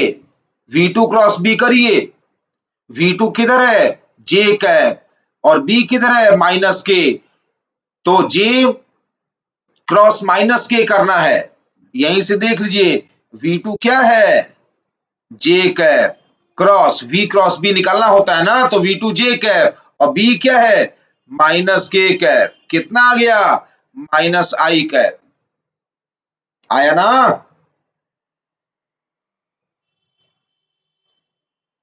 ठीक, तो माइनस आई मतलब लेफ्ट वाला, मतलब बी पॉजिटिव है, तो आप चाहे तो ऐसे लिख सकते हैं इसे आप, VB माइनस VA बराबर L1 V2B। ये आंसर आ गया, बी हाई पोटेंशियल पे होगा, ठीक। ये हो गया पहला सवाल। दूसरा सवाल देखिए, इसको इक्वेशन 1 मान लेता हूं मैं, पहले का जो आंसर है। दूसरा सवाल देखिए, आपसे पूछा गया है induced EMF between B and C, तो बीसी का लेंथ कितना है, L2, और इसके परपेंडिकुलर वेलोसिटी क्या है, V1 B। ये आंसर आ गया। अब बताइए इसका positive terminal V1 cross B से आ जाएगा ना, तो V1 क्या है, I कैप, B क्या है, माइनस K कैप, है कि नहीं? कितना आया यह, जल्दी बोलिए कितना आया, I cross K, I cross K minus J होता है, माइनस पहले से लगा है तो J कैप आ गया। आ गया ना J कैप, J कैप आ गया, तो कौन पॉजिटिव बना, कौन पॉजिटिव बना, C। J मतलब ऊपर, ऊपर मतलब C, तो क्या लिखो आंसर, VC माइनस VB बराबर L2 V1B। ये आ गया दूसरे सवाल का आंसर। ठीक है, इक्वेशन 2 मान लीजिए इसे। तीसरा सवाल क्या निकालना है आपको? क्या निकालना है तीसरे सवाल में? इंड्यूस ईएमएफ बिटवीन ए सी, मतलब क्या निकालना है? VC माइनस VA, सी और ए के बीच पोटेंशियल डिफरेंस। इक्वेशन 1 और 2 जोड़ लीजिए, इक्वेशन 1 और 2 जोड़ लीजिए। इक्वेशन 1 और 2 जोड़ेंगे, इक्वेशन 1 और 2 जोड़ेंगे तो VB और VB कटेगा, VC माइनस VA डायरेक्ट आ जाएगा। तो लिख दीजिए L1 V2B plus L2 V1B। ये आ गया आंसर। तो देख लीजिए कितना आसान है, जस्ट फॉर्मूला अप्लाई करते जाना है। मान लीजिए यह यूनिफॉर्म मैग्नेटिक फील्ड है बी। इस यूनिफॉर्म मैग्नेटिक फील्ड में एक कंडक्टिंग रिंग रखा हुआ है। इस यूनिफॉर्म मैग्नेटिक फील्ड में एक कंडक्टिंग रिंग बना लीजिए, ठीक है ना? ये कंडक्टिंग रिंग है और इसके दो डायमीटर से एज्यूम करिए, एक वाई एक्सिस के लॉन्ग वाला और एक एक्स एक्सिस के लॉन्ग वाला। ठीक है, इसको मान रहा हूं मैं पॉइंट ए, इसको मान रहा हूं बी, इसको मान रहा हूं सी और नीचे वाले को मान रहा हूं डी। ये पूरा का पूरा फ्रेम एक्स एक्सिस के लॉन्ग जा रहा है v वेलोसिटी से। तो आपसे पूछा गया है फाइंड पोटेंशियल डिफरेंस बिटवीन, पहला सवाल A एंड C, दूसरा सवाल B एंड D ना, A और C, B एंड D के बीच पोटेंशियल डिफरेंस निकालिए। देखिए कितना इजी है। पहला सवाल बताइए, ये इंड्यूस ईएमएफ A और C के बीच कितना आएगा? डायरेक्ट क्या सिखाया मैंने आपको कि किसी भी दो पॉइंट्स के बीच पोटेंशियल डिफरेंस निकालना है, डायरेक्ट उनको जोड़ लीजिए। तो AC डायरेक्ट जोड़ लीजिए, AC किधर आ गया? एक्स एक्सिस के लॉन्ग, और वेलोसिटी भी किधर है? एक्स एक्सिस के लॉन्ग। तो क्या लिखूं आंसर? 0।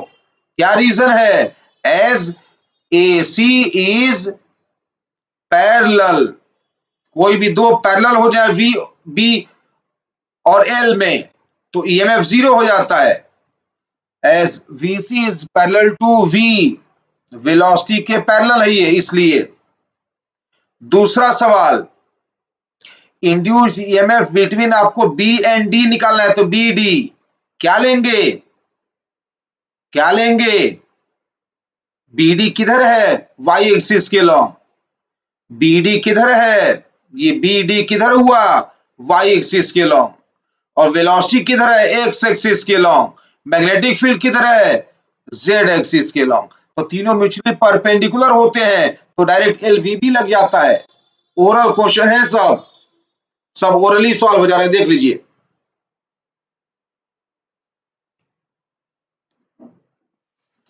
अगला क्वेश्चन है, यह मैग्नेटिक फील्ड है बी, ऐसा एक फ्रेम दिया हुआ है, इस तरह से एक फ्रेम ऐसे बना लीजिए।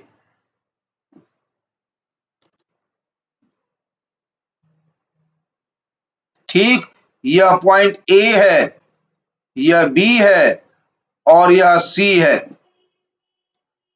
ये लेंथ एल, यह भी लेंथ एल और ये एंगल थीटा है। ठीक, परपेंडिकुलर बाइसेक्टर, एंगल बाइसेक्टर के long, angle bisector x axis के लॉन्ग आ रहा है। एंगल बाइसेक्टर सब गिवन होगा क्वेश्चन में, डिस्क्रिप्शन बढ़िया से लिखा होगा कि एंगल बाइसेक्टर एक्स एक्सिस के लॉन्ग आ रहा है। उधर ही ये सिस्टम चल रहा है v वेलोसिटी से, उधर ही ये सिस्टम चल रहा है v वेलोसिटी से। तो आपको निकालना है फाइंड पोटेंशियल डिफरेंस बिटवीन, पहला सवाल ए एंड बी, दूसरा सवाल बी एंड सी, तीसरा सवाल ए एंड सी। ये 3 क्वेश्चन हैं।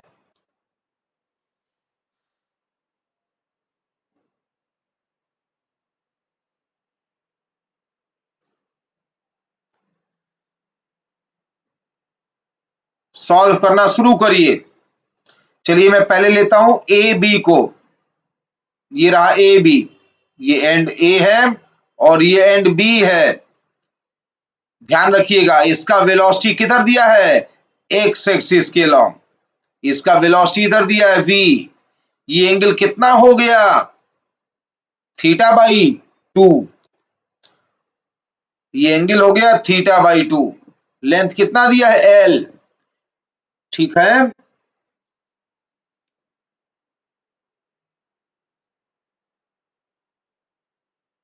तो क्या लिखेंगे आप, डायरेक्ट लिख रहा हूं, potential difference VA minus VB। VA minus VB क्या लिखूं, L इंटू V का कौन सा कॉम्पोनेंट लिया जाएगा, L के परपेंडिकुलर वाला क्या आ रहा है, sine, LV sine theta B।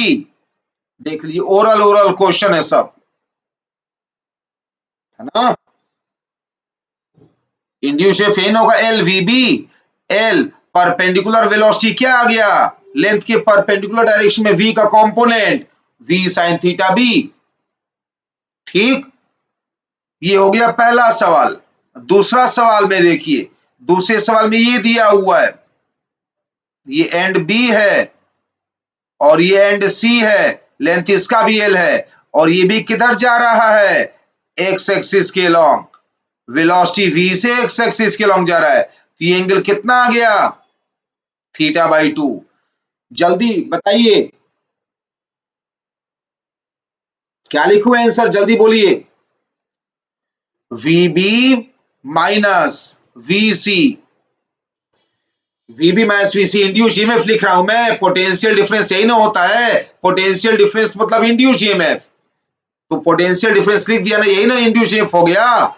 L perpendicular velocity क्या आ गया फिर से, V साइन θ/2। L VB लगा दीजिए, कौन सा वेलोसिटी कंपोनेंट लेना है, जो परपेंडिकुलर हो, ठीक है।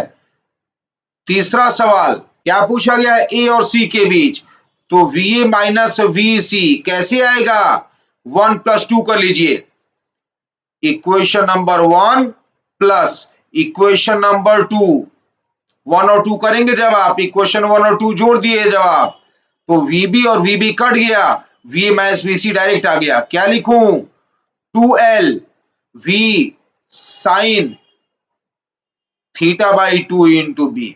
ये तीसरा आंसर है। सब ओरल क्वेश्चन है, सभी क्वेश्चंस बिल्कुल ओरल हैं, फटाफट हो रहे हैं, देख लीजिए, किसी में ज्यादा दिमाग नहीं लगाना है। एक याद क्या रखना है आपको कि इंड्यूस ईएमएफ होता है LVB, लेकिन LV और B तीनों म्यूचुअली परपेंडिकुलर होने चाहिए। कोई भी दो पैरेलल हो गए तो इंड्यूस ईएमएफ 0। अगर वेलोसिटी लेंथ के परपेंडिकुलर नहीं दिया है तो वेलोसिटी को रिजॉल्व कर लेंगे, ठीक है। अब PQ मेथड क्या था, कंडक्टर मूव करे मैग्नेटिक फील्ड में, किसी भी दो पॉइंट्स के बीच पोटेंशियल डिफरेंस लिखना हो तो क्या करेंगे आप, क्या करेंगे आप, उन दोनों पॉइंट्स को डायरेक्टली जोड़कर स्ट्रेट रॉड बना देंगे, मान लेंगे, और उस स्ट्रेट रॉड में निकाल देंगे पोटेंशियल डिफरेंस, ठीक है ना। पॉजिटिव एंड कैसे निकालते हैं, V क्रॉस B का डायरेक्शन देखकर, ठीक है, V क्रॉस B का डायरेक्शन देखकर निकालते हैं।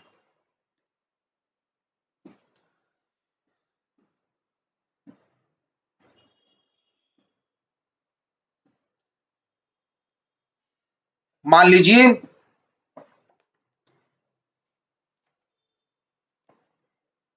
ये रेलगाड़ियों वाला रेल्स है, जो रेलगाड़ी जिन रेल्स पर चलती है ना, मान लीजिए वो रेल्स है ये, और इन दोनों रेल्स को ऐसे जोड़ दिया गया है एक रेजिस्टेंस 19 ओम से, रेजिस्टेंस दिया है 19 ओम। ठीक, कितना रेजिस्टेंस है? 19 ohm. Magnetic field perpendicular to the plane of paper है, लेट अस कंसीडर 1 टेस्ला। ठीक, अंदर की ओर मैग्नेटिक फील्ड है 1 टेस्ला का। अब इस फ्रेम पर दो रॉड लीजिए, दो रॉड मूव कर रहे हैं। इस फ्रेम पर दो रॉड, ये लिया एक रॉड, एल लेंथ है, एल का वैल्यू बाद में लिख दूंगा मैं। ये रहा पी क्यू, वी वेलोसिटी से चल रहा है। ठीक, दूसरा रॉड लीजिए ऐसे, इसको मान लिया मैं A B, small A B, इसका भी लेंथ वही है और ये भी उतना ही स्पीड से चल रहा है। ओके, वैल्यूज लिख रहा हूं मैं। एल बराबर दिया हुआ है, लेंथ एल मान लीजिए दिया 4 सेंटीमीटर, वेलोसिटी वी दिया हुआ है 5 centimetre per second. Velocity we 5 centimetre per second दिया है, एंड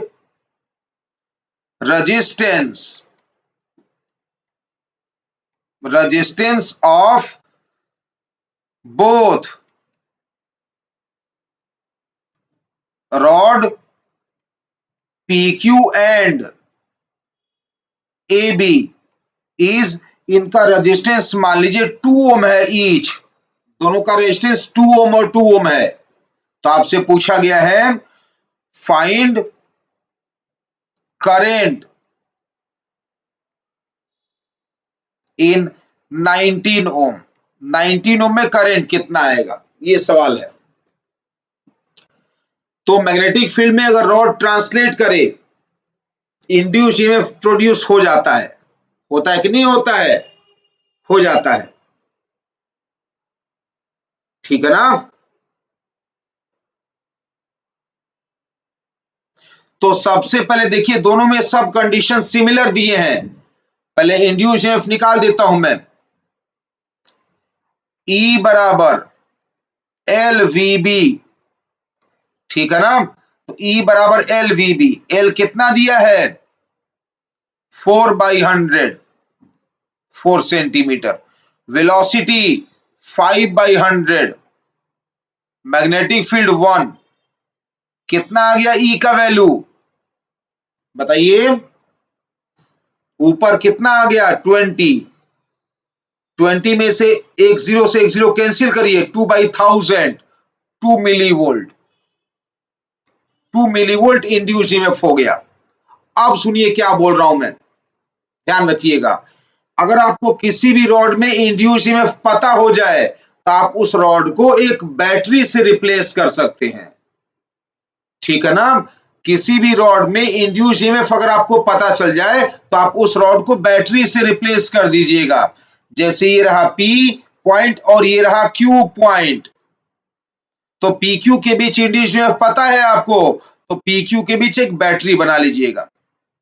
कितने ईएमएफ का? उतना ही ईएमएफ का जो इंड्यूस्ड ईएमएफ है, और इस रॉड का जो रेजिस्टेंस होगा वह बैटरी का इंटरनल रेजिस्टेंस बन जाएगा। ठीक है ना? 2 ओम, ये बैटरी का इंटरनल रेजिस्टेंस बन जाएगा। नहीं समझ में आया मैं क्या बोल रहा हूं? कि जब कोई रॉड ट्रांसलेट करे, जब कोई रॉड मैग्नेटिक फील्ड में ट्रांसलेट करे, तो उसमें इंड्यूस ईएमएफ निकाल लीजिए और उतने ईएमएफ का ही बैटरी मान लीजिए रॉड को, रॉड को उतने ईएमएफ का ही बैटरी मान लीजिए। ठीक है? और बैटरी का इंटरनल रेजिस्टेंस वही बनाएंगे जो रॉड का रेजिस्टेंस है। ठीक है ना? तो PQ के बीच बैटरी लगाया, AB के बीच ही बैटरी लगाया। अब बाकी ये रेल्स जुड़े हुए हैं तो जोड़ दीजिए, नीचे भी रेल्स जुड़ा है, जोड़ दीजिए। और जो एक्सटर्नल रेजिस्टेंस था वह तो है ही, R इज इक्वल टू 19 ओम। ठीक है ना? अब आपको क्या दिख गया? दो सेल्स पैरेलल में, दो आइडेंटिकल सेल्स हो गए पैरेलल में। तो जब दो आइडेंटिकल सेल्स पैरेलल में होते हैं तो इक्विवेलेंट ईएमएफ कितना हो जाता है? उतना ही होता है जितना एक सेल का था। तो इक्विवेलेंट ईएमएफ ई रह गया, है ना। और इंटरनल रेजिस्टेंस क्या लिख दूं अब इसका? 2 और 2 का पैरेलल 1 ओम, है ना। और आगे क्या इधर लगा हुआ है? 19 ओम। तो ये सिंपल सा सर्किट हो गया। आपको 19 ओम में करंट चाहिए तो आई का वैल्यू यही फाइंड आउट करना है आपको, यही सवाल पूछा गया है। तो आई बराबर क्या लिख दूं answer? E divided by 1 plus 19, E divided by 1 plus 19, यानी I बराबर 20, ध्यान रखिएगा मिली में आंसर आएगा, अपॉन 20 मिली एम्पियर। तो कितना आ गया I का value? 1 milli ampere. I is equal to 1 milli ampere answer आ गया। तो इस सवाल से क्या सीखे आप? इस सवाल से यह सीखे आप कि अगर कोई रॉड ट्रांसलेट करे, यूनिफॉर्म मैग्नेटिक फील्ड में रॉड ट्रांसलेट करे, यूनिफॉर्म मैग्नेटिक फील्ड में अगर कोई रॉड ट्रांसलेट करे तो क्या करना होता है?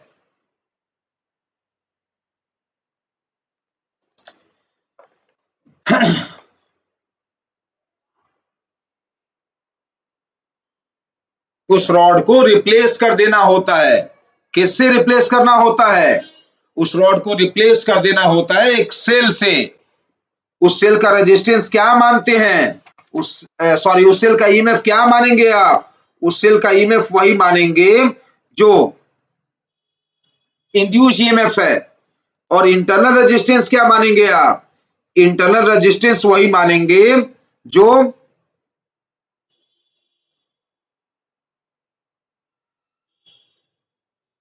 उस रॉड का रेजिस्टेंस है, ठीक है ना। ओके, सही किया है ना? कैलकुलेशन देख लीजिएगा। शायद मैंने गलत कर दिया ना, ई का वैल्यू क्या सब्स्टिट्यूट कर दिया मैंने? ई कितना आया था? देखिए मैंने गलत लिख दिया है, सही करिए इसको। ई कितना आया था? 2। मैंने ई क्या रख दिया? ई रख दिया 20। ये जीरो नहीं होना चाहिए, ये जीरो गलत लिख दिया मैंने। ई कितना आया था? 2 लिख दिया 20 गलती से, है ना। तो ये नहीं आना चाहिए। तो आंसर क्या आना चाहिए एक्चुअली में? आई बराबर 2/20। सही बोल रहा हूं शायद, अब देखिए ठीक है ना। ई बराबर 2 आया था, गलती से मैं 20 लिख दिया। ई को 2 लिखिए, जीरो हटाइए यहां से, तो 2/20 आया, 0.1 मिली एम्पियर आया। चेक कर लिया, कैलकुलेशन अपने आप चेक करते रहिए ना। बुरा बात थोड़ा ना सीखना हो, तो आपको आता ही है ना, ठीक है ना। तो 0.1 मिली एम्पियर आंसर आया ना हो, ठीक है। तो इस सवाल से यही सीखने को मिला कि जब कभी भी किसी रॉड में आप इंड्यूस ईएमएफ निकाल लें तो उस रॉड को उतने ही ईएमएफ वाली बैटरी मान लिया जाता है, या माना जा सकता है। उस बैटरी का इंटरनल रेजिस्टेंस क्या होगा? जो रॉड का रेजिस्टेंस है, ठीक है ना।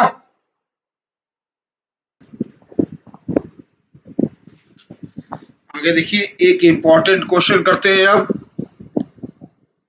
ये थोड़ा डिफरेंट क्वेश्चन है, थोड़ा इंपॉर्टेंट है, ध्यान रखिएगा इसको। मान लीजिए ये दो रेल्स जो होते हैं ना, रेलगाड़ी की पटरियां, वही है ये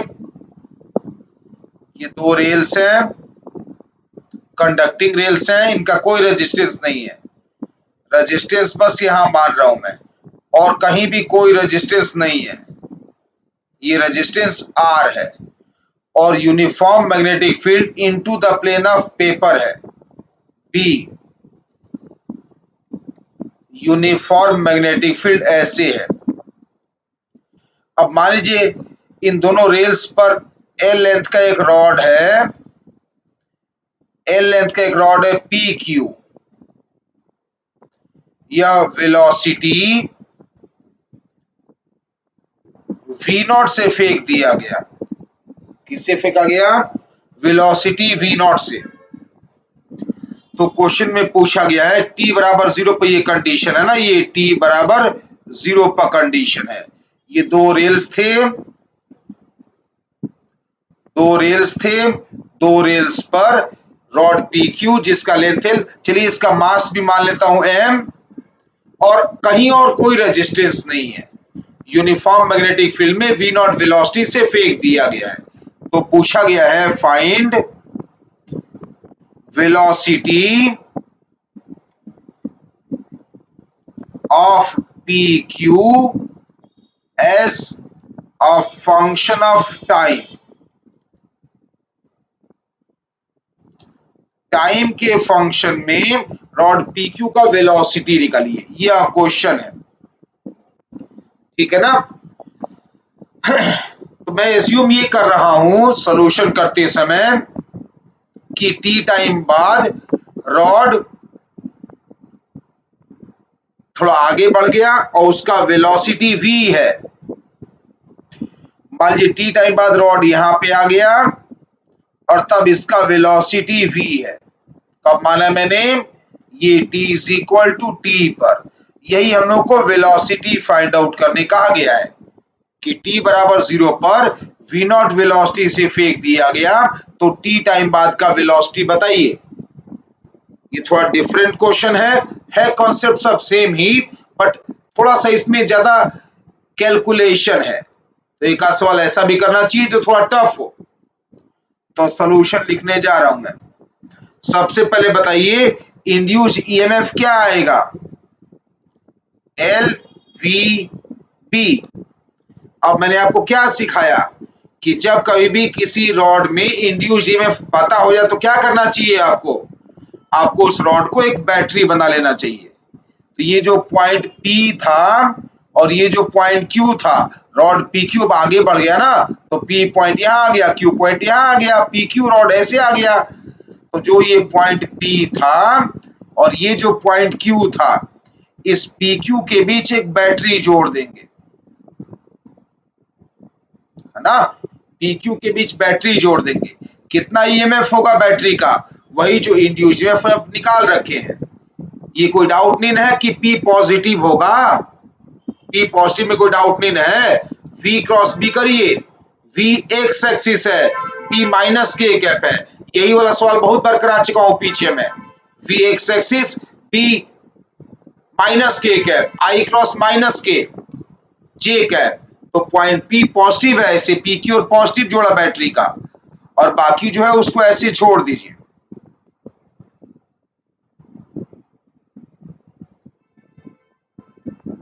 ये हो गया। तो बताइए करंट फ्लो I करेगा ना इस सर्किट में, अब ईएमएफ भी है, रेजिस्टेंस भी है, तो करंट I क्या लिखूं बताइए? देखिएगा ध्यान से, करंट I क्या होगा ओम्स लॉ से, E बाई आर। तो क्या लिखूं? L V B by R. हो गया करंट। अब आपको क्या दिख रहा है कि करंट कैसे फ्लो हो रहा है? Anti clockwise. ऐसे फ्लो हो रहा है ना करंट, ऐसे फ्लो कर रहा है ना current anti clockwise. This rod PQ में करंट Q से P की ओर गया ना I। अब आपको क्या दिख रहा है फाइनली? रॉड PQ में करंट फ्लो हो रहा है, दिख रहा है ना फाइनली आपको कि रॉड PQ में करंट फ्लो हो रहा है। अगर रॉड PQ में करंट फ्लो हो रहा है तो ये करंट कैरिंग रॉड हो गया। Current carrying rod magnetic field में भी हो गया। जब current carrying rod magnetic field में होगा तो उस पर मैग्नेटिक फोर्स लगेगा। ये लगा मैग्नेटिक फोर्स, ठीक है ना। ये मैग्नेटिक फोर्स लगा। कोई डाउट है? मैं क्या बोला हूं कि सर्किट डायग्राम देखिए, करंट I पता चल गया आपको, करंट I दिख रहा है ना एंटी क्लॉकवाइज। तो यहां पर डायग्राम में दिखा दिया मैंने एंटी क्लॉकवाइज करंट। तो करंट Q से P की ओर जा रहा है रॉड PQ में, तो PQ क्या हो गया? एक करंट कैरिंग रॉड हो गया। Current carrying rod magnetic field में है तो लगेगा ना मैग्नेटिक फोर्स। क्या होता है मैग्नेटिक फोर्स का फॉर्मूला? I L B, याद है ना? मैग्नेटिक फोर्स ILB होता है ना। I निकाल चुके हैं ऊपर आप, उसी I में L और B से मल्टीप्लाई कर दीजिए, तो L square V B square by R हो गया। तो जब आप फोर्स निकाल चुके हैं तो न्यूटन्स लॉ से एक्सीलरेशन ए बराबर क्या लिखूं, फोर्स बाय मास, है ना। तो क्या आ गया, L square V B square by M R. Actually ये रिटार्डेशन है, ये एक्सीलरेशन इस समय रिटार्डेशन होगा। ये एक्सीलरेशन को रिटार्डेशन कहेंगे नहीं कहेंगे, क्यों कहेंगे, ये उल्टा लग रहा है फोर्स, वेलोसिटी के उल्टा लग रहा है फोर्स, तो हम लोग इस एक्सीलरेशन को रिटार्डेशन कहेंगे। तो रिटार्डेशन में ए क्या लिखते हैं आप, माइनस में dv बाई dt बराबर क्या आ गया, L square V B square by M R. ठीक, तो अब क्या आ गया,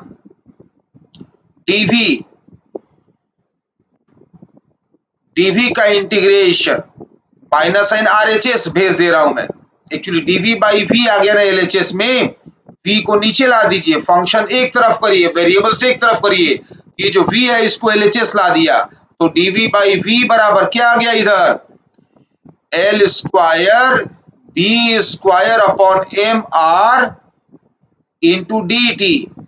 देखिए सही कर रहा हूं ना कैलकुलेशन में, माइनस साइन इधर RHS में भेज दिया, ये देखिए माइनस साइन RHS में भेज दिया, dv और v को LHS में ला दिया, तो dv बाई v, अब RHS में क्या बचा, L square B square by M R, और dt चला गया RHS में।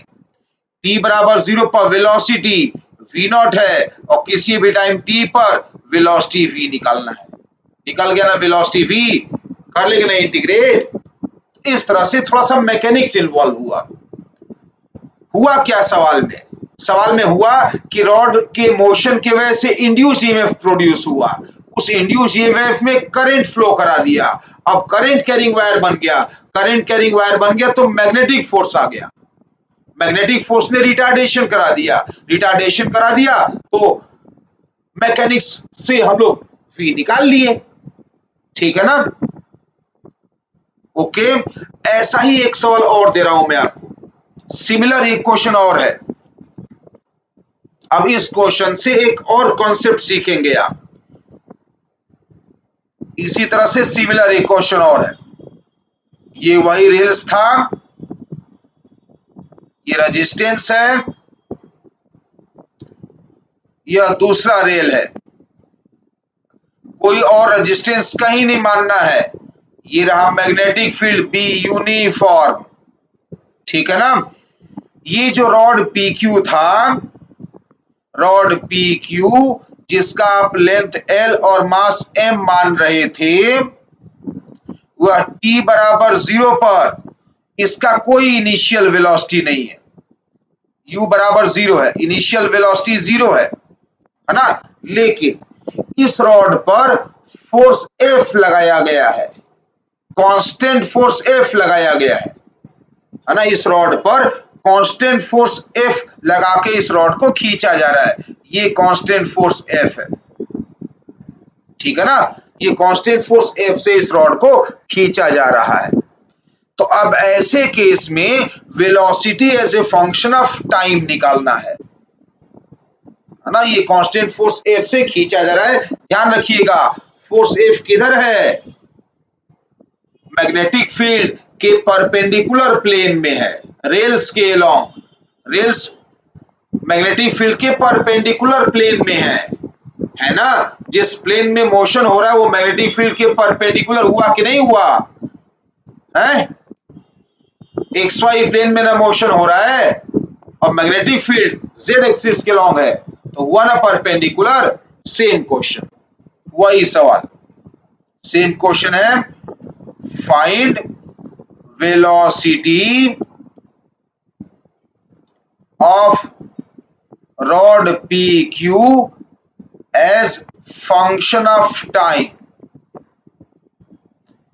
टाइम के फंक्शन में रॉड PQ का वेलोसिटी बताइए, सेम क्वेश्चन है।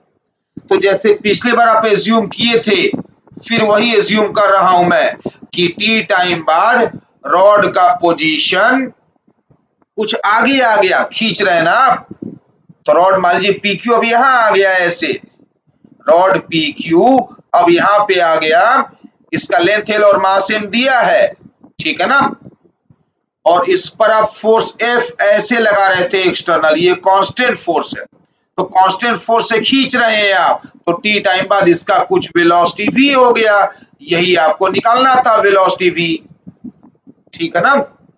ये एज्यूम किया कब, टी टाइम बाद, टी टाइम बाद यह कंडीशन मान लिया, तो टी टाइम बाद का ही तो वेलोसिटी वी निकालना है आपको, ठीक है ना।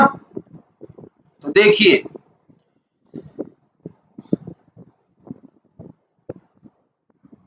सबसे पहले बताइए इंड्यूस ईएमएफ कितना लिखूं टी टाइम पर, एल वी बी, कोई डाउट नहीं होगा इसमें, ठीक है ना, एल वी बी।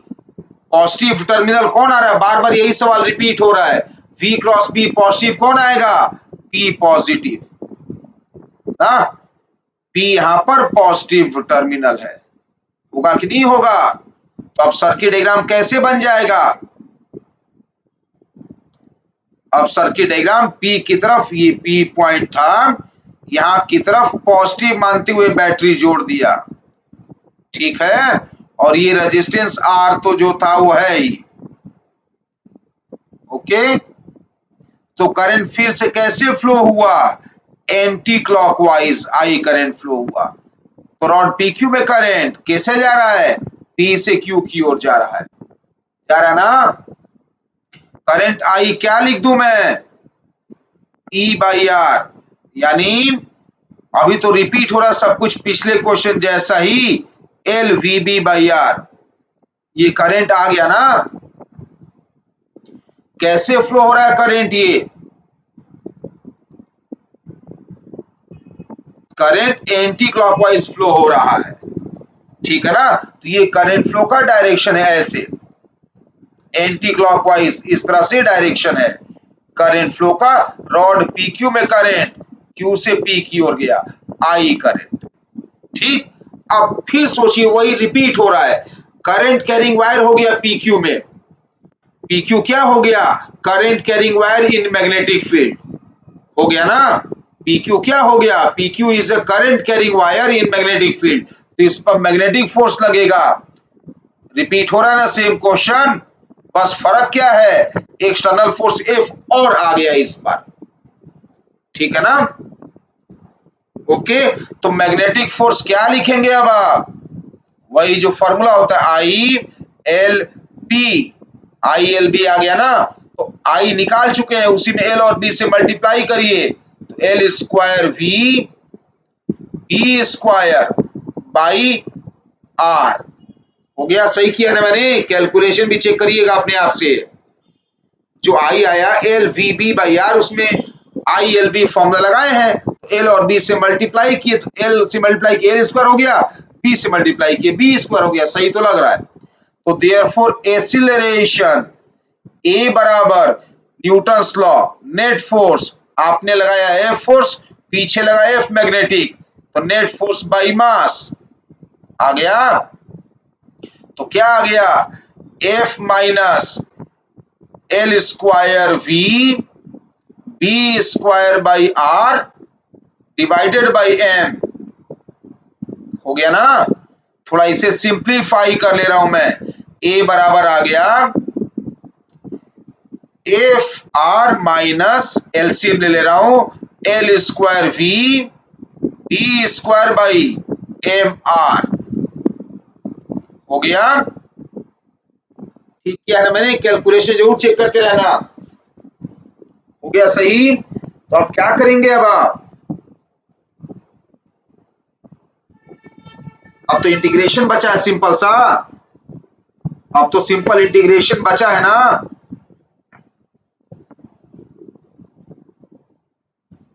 इंटीग्रेशन ए को क्या लिखेंगे अब आप, ए को लिखेंगे डीवी बाई डी टी, लिखेंगे ना ए को लिखेंगे डीवी बाई डी टी, तो डीवी बाई डी टी लिख के इंटीग्रेट करिए उसे, डीवी बाई डी टी लिख के इंटीग्रेट करिए उसे, अब आप, तो डीवी बाई डी टी लिखिए,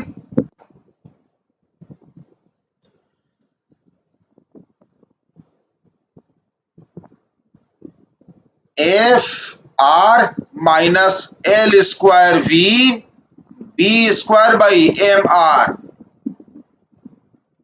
तो ये आ गया डीवी बाई वी, सॉरी हाँ, डीवी बाई, ये पूरा जो v वाला टर्म है पूरे को लेफ्ट हैंड साइड लाइए, dv by F R minus L square V B square RHS में dt बाई एम आर हो गया ना। अब इसे इंटीग्रेट करेंगे, t बराबर 0 पर वेलोसिटी 0 था, किसी भी टाइम t पर वेलोसिटी v है। ठीक है,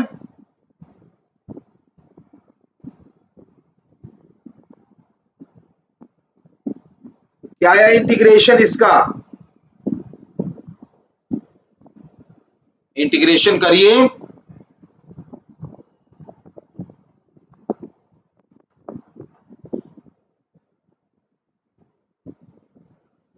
अरे इंटीग्रेशन करो जल्दी से।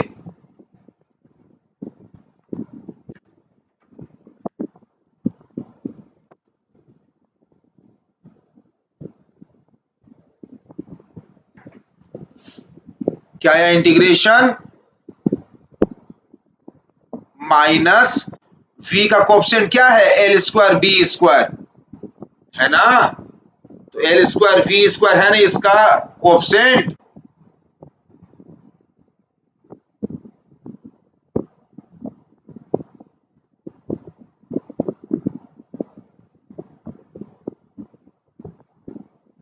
तो therefore 1 upon L square B square, ये जो कांस्टेंट है वो बाहर आ गया, इंटीग्रेशन ऐसे नीचे आया, और डीवी बाई वी बच गया। अब टाइप का integration, log log F R minus L square V B square, 0 से v लिमिट लगाना है, बराबर आरएचएस में t बाई एम आर। ठीक है ना, और सिंप्लीफाई करिए, L square B square minus के साथ आरएचएस में भेजिए और एलएचएस में लिमिट लगाइए। देखिए कुछ ईएमआई का ज्यादा कॉन्सेप्ट इसमें नहीं है, इसमें मैकेनिक्स इन्वॉल्व हो रहा है, इसीलिए बोला हूं थोड़ा कैलकुलेशन लेंदी वाला सवाल है ना। क्या आ गया, log F R minus L square V B square divided by F R, ये लगा दिया लिमिट मैंने। जिसको बोर्ड लेवल पढ़ने का मन करे वो यह क्वेश्चन छोड़ सकता है। आरएचएस में आ गया L square B square by M R I into T. क्या बोल रहा हूं कि जिसको खाली बोर्ड लेवल ही पढ़ना है वह यह सवाल छोड़ सकता है। लग गया लिमिट। अब लिखिए इसको एलएचएस सिंप्लीफाई कर रहा हूं, F R by F R 1 हो गया, 1 minus L square V B square by F R बराबर ई का power minus L square V square by M R into T. ठीक है ना, तो यहां से आ गया L square V B square by M R is equal to 1 minus, इस टर्म को एलएचएस में ले आया, ई वाला टर्म सिंप्लीफाई कर रहा हूं, देख लीजिए, v वाला टर्म को आरएचएस में, ई वाला टर्म को एलएचएस में, जो भी है सिंप्लीफाई करिए, ई का power minus L square V, नहीं एल स्क्वायर बी स्क्वायर है ना, तो L square B square divided by M R into T, और देयरफॉर v आ गया, v का वैल्यू आ गया एफ आर, ये एफ था ना, ये एफ आर था, F R L square V B square by F R, ये एफ आर था, तो v का वैल्यू आ गया F R divided by L square B square, क्या आया, F R divided by L square B square, 1 minus E के power minus L square B square by M R into T. जिसको board level पढ़ने का मन करे वो ये सवाल छोड़ सकता है, ये बोर्ड में जाहिर सी बात है इतना लेंथी क्वेश्चन थोड़ा ना आएगा। ओके, अब देखिए मेन पॉइंट अब है, अगर आप आईटी जेई की तैयारी करना चाहते हैं तो मेन पॉइंट अब याद रखना है आपको। इनफाइनाइट टाइम पर वेलोसिटी क्या आ रहा है, t इक्वल टू इंफिनिटी पर, तो at t is equal to infinity, t equal to infinity पर वेलोसिटी क्या आ रहा है, t इंफिनिटी रखेंगे तो e का पावर माइनस इंफिनिटी, ये e का पावर माइनस इंफिनिटी क्या हो जाएगा, जीरो, तो v आ जाएगा कितना, F R upon L square B square. ये कुछ इसमें वेरिएबल है नहीं है, तो फाइनल वेलोसिटी कांस्टेंट हो जाएगा, है ना, इसमें कुछ वेरिएबल नहीं ना आया, तो t इक्वल टू इंफिनिटी पर फाइनल वेलोसिटी कांस्टेंट हो जाएगा, यानी फाइनली वो रॉड कांस्टेंट वेलोसिटी से चलेगा, और इस कांस्टेंट वेलोसिटी को vt लिखते हैं, है ना, vt अभी बता रहा हूं मैं आपको vt क्या होता है, फाइनल वेलोसिटी कांस्टेंट हो गया, इस कांस्टेंट वेलोसिटी को vt कहते हैं, vt मतलब टर्मिनल वेलोसिटी, इसको टर्मिनल वेलोसिटी कहा जाता है ना, ठीक है। तो क्या याद रखना है आपको, एक टर्मिनल वेलोसिटी का formula F R upon L square B square, F R upon L square B square, एक ये याद रखिए, और जरूर याद रखिए कि final terminal velocity constant velocity है, therefore at v is equal to vt, terminal velocity पर नेट फोर्स जीरो आएगा, कांस्टेंट हो गया वेलोसिटी ना, तो टर्मिनल वेलोसिटी पर नेट फोर्स जीरो। ये पिछले दो सवाल, पिछले दो क्वेश्चन बोर्ड लेवल से बाहर है, तो जिसको बोर्ड लेवल ही पढ़ने का मन करे वो ये दो सवाल छोड़ सकता है, ठीक है ना, लेकिन आईटी जेई के लिए ये सवाल जरूरी है, आईटी जेई के लिए ये सवाल जरूरी है, बोर्ड लेवल आपको पढ़ना है तो आप ये सवाल छोड़ सकते हैं, ठीक है। अब इस पर बेस करके आईटी जेई में सवाल कैसे आते हैं, मान लीजिए आपसे कहा जाए कि दो रेल्स परपेंडिकुलर वर्टिकल प्लेन में है, ये दोनों रेल्स वर्टिकल प्लेन में है, ऐसे वर्टिकल प्लेन में है, और मैग्नेटिक फील्ड ये हॉरिजेंटल है, जैसा दिख रहा है ना वर्टिकल, दिख रहा है ना वर्टिकल, ये जैसा आपको अभी दिख रहा है, तो दो रेल्स वर्टिकल प्लेन में है, मैग्नेटिक फील्ड हॉरिजेंटल है, ठीक, ये एक रॉड PQ है, ये एक रॉड PQ है जिसका लेंथ L, मास M, कांस्टेंट वेलोसिटी से गिर रहा है, कांस्टेंट वेलोसिटी V0 से गिर रहा है ना, तो find V0, find constant velocity V0, constant velocity V0 कितना होगा इसका, ये सवाल है, ठीक है। तो पहले मैं शॉर्टकट से कर देता हूं इसको, बताइए यहां पर कौन सा फोर्स है जो नीचे खींच रहा है, पिछला फॉर्मूला क्या आया था, पिछला फॉर्मूला क्या आया था, F R upon L square B square, यही ना आया था, F R upon L square B square, यही ना आया था, तो पिछला फॉर्मूला जो आया था F R upon L square B square, वही अप्लाई कर दूंगा मैं, F R upon L square B square apply करूंगा मैं, ठीक है ना। एफ क्या है, जो एक्सटर्नल फोर्स खींचता है रॉड को, कौन खींच रहा है यहाँ पे एक्सटर्नल फोर्स है, एफ कौन है, mg है, एफ यहाँ पर mg है, डायरेक्ट आंसर V टर्मिनल बराबर V not terminal velocity, constant velocity को ही टर्मिनल वेलोसिटी कहते हैं। तो टर्मिनल वेलोसिटी V नॉट क्या लिखूं, F के जगह mg r upon L square B square, ये आंसर है। ठीक है ना, mg r upon L square B square, इस तरह से करेंगे। अब मैं एक बार, ये तो शॉर्टकट कर दिया ना, मैं दिखा दिया आपको यही आंसर आना है। अब मैं एक बार आपको दिखा भी देता हूं कि आंसर फिर से कैसे आया, है ना। जब एग्जाम में आएगा या तो आप फॉर्मूला लगा लेंगे या आप जो कह रहा हूं वैसे करेंगे। टर्मिनल वेलोसिटी सिखाना था, इससे उतना बड़ा डेरिवेशन किया मैंने। अब डेरिवेशन की जरूरत नहीं है, घबराइए मत। अब ये भी सवाल आसान लगेगा आपको। या तो आप डायरेक्ट फॉर्मूला याद करिए, F R upon L square B square, या देखिए ऐसे भी कर सकते हैं आप। बताइए, ये रॉड है, ये रॉड पी क्यू है, यह वी नॉट वेलोसिटी से गिरने लगा है, वी नॉट कांस्टेंट वेलोसिटी है ना। तो इसमें इंड्यूस ईएमएफ क्या लिखूं मैं, कोई डाउट नहीं ना होगा एल वी नॉट बी में, हो गया ना इंड्यूस ईएमएफ, यही ना होता है एल वी बी। अब क्या करेंगे आप, इस रॉड को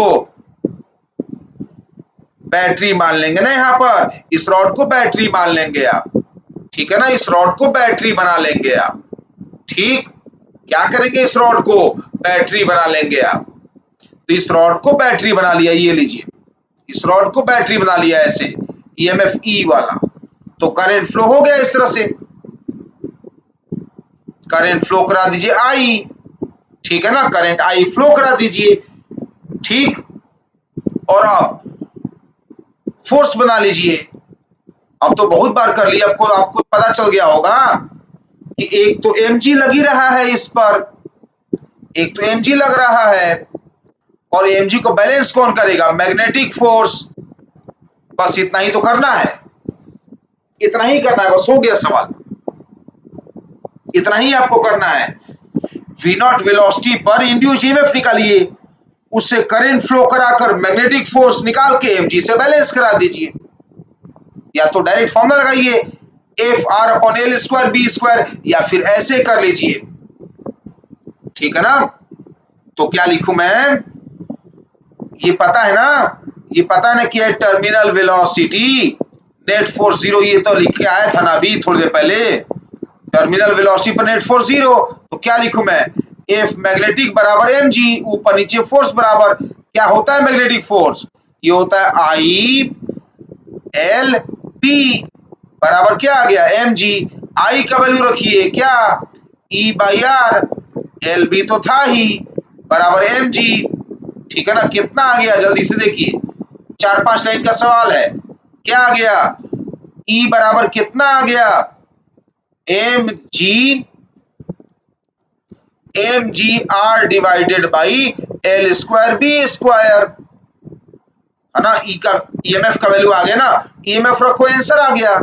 ईएमएफ क्या है, एल वी नॉट बी बराबर mg r upon L square B square. तो देयरफॉर वी नॉट आ गया, वी नॉट का वैल्यू आ गया mg r upon L square. ओ, मैंने गलत कर दिया, दोबारा देखिए, काट रहा हूं मैं इसको, मैं ई का वैल्यू गलत निकाल दिया, मैं दोबारा इसको काट रहा हूं, ई का वैल्यू मैंने गलत निकाल दिया। ई का वैल्यू कितना आ रहा है, अरे ई का वैल्यू, ये ई का वैल्यू, ये ई कितना आ रहा है, mg r upon L B आ रहा है ना, एल स्क्वायर बी स्क्वायर नहीं आ रहा है। हो गया नहीं हो गया, ई बराबर mg r upon L B आ रहा है ना। अब रखिए ई का value, L V not B बराबर mg r upon L B, देखिए आ गया वी नॉट वही, तो वी नॉट क्या आ गया, mg r upon L square B square, यही ना आंसर था। तो यही बोल रहा हूं, कठिन तो अब ये भी नहीं है, 5-6 लाइन का सवाल है। तो आप डायरेक्ट फॉर्मूला लगाइए, या तो आप डायरेक्ट फॉर्मूला लगाइए ये वाला, F R upon L square B square, या 5-6 लाइन का डेरिवेशन है, छोटा सा कर लीजिए। लेकिन वो जो पिछला डेरिवेशन सिखाया जिससे मैं आपको टर्मिनल वेलोसिटी, वो 7-8-10 लाइन का डेरिवेशन अब नहीं करना पड़ेगा कभी भी आपको। क्या करना है, टर्मिनल वेलोसिटी पर नेट फोर्स जीरो करना है, एक्सटर्नल फोर्स को मैग्नेटिक फोर्स से बैलेंस करा देना है। एक्सटर्नल फोर्स यहाँ mg है, तो मैग्नेटिक फोर्स mg को बैलेंस कर लेगा, नेट फोर्स 0 हो जाएगा वेलोसिटी कांस्टेंट, है कि नहीं। अब मैग्नेटिक फोर्स क्या लिखते हैं, आई एल बी। आई क्या लिखेंगे, ओम्स लॉ से ई बाई आर, बस खेल खत्म। आई को लिखिए ई बाई आर, एल बी बराबर एम जी। ई निकल गया, ई कब रखो, वी नॉट आ गया। कितना सिंपल है ये अभी, ठीक है ना। चलिए बहुत से क्वेश्चन में आपको कराया, बहुत ढेर सारे क्वेश्चन कराया ना।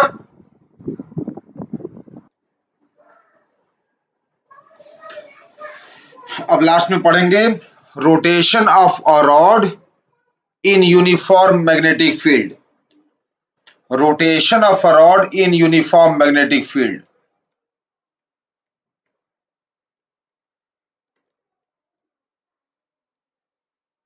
Rotation of a rod in uniform magnetic field. किसी रॉड का यूनिफॉर्म मैग्नेटिक फील्ड में रोटेशन।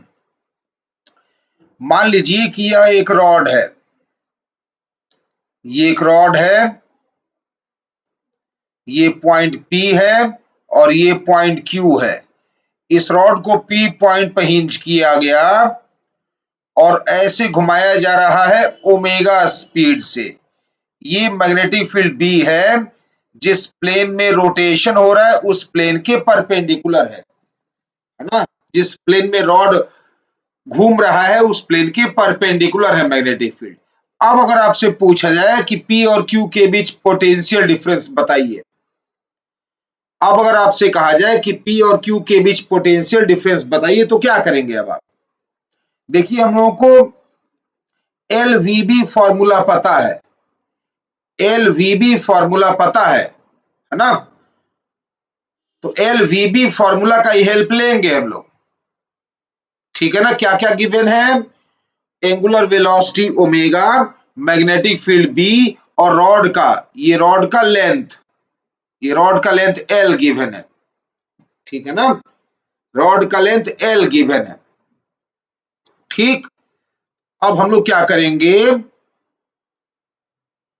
LVB फॉर्मूले का हेल्प लेंगे। उसके लिए इस रॉड का एलिमेंट मानेंगे, इस रॉड का एलिमेंट मानेंगे। यहां से x दूरी पर ये रॉड का एलिमेंट, ये वाला एलिमेंट मान लिया dx, है ना। कितने दूरी पर माना, x दूरी पर। तो इस एलिमेंट का वेलोसिटी v क्या लिखेंगे, अब आप r ओमेगा। सर्कुलर मोशन में आप r ओमेगा लिखते हैं ना, तो r की जगह x ओमेगा लिखेंगे अब, ठीक है ना। और इसीलिए DE क्या हो जाएगा, इस छोटे से एलिमेंट में इंड्यूस्ड ईएमएफ, इसका लेंथ dx, इसका वेलोसिटी v और इंटू b लगा दिया, ये हो गया छोटा लेंथ L VB।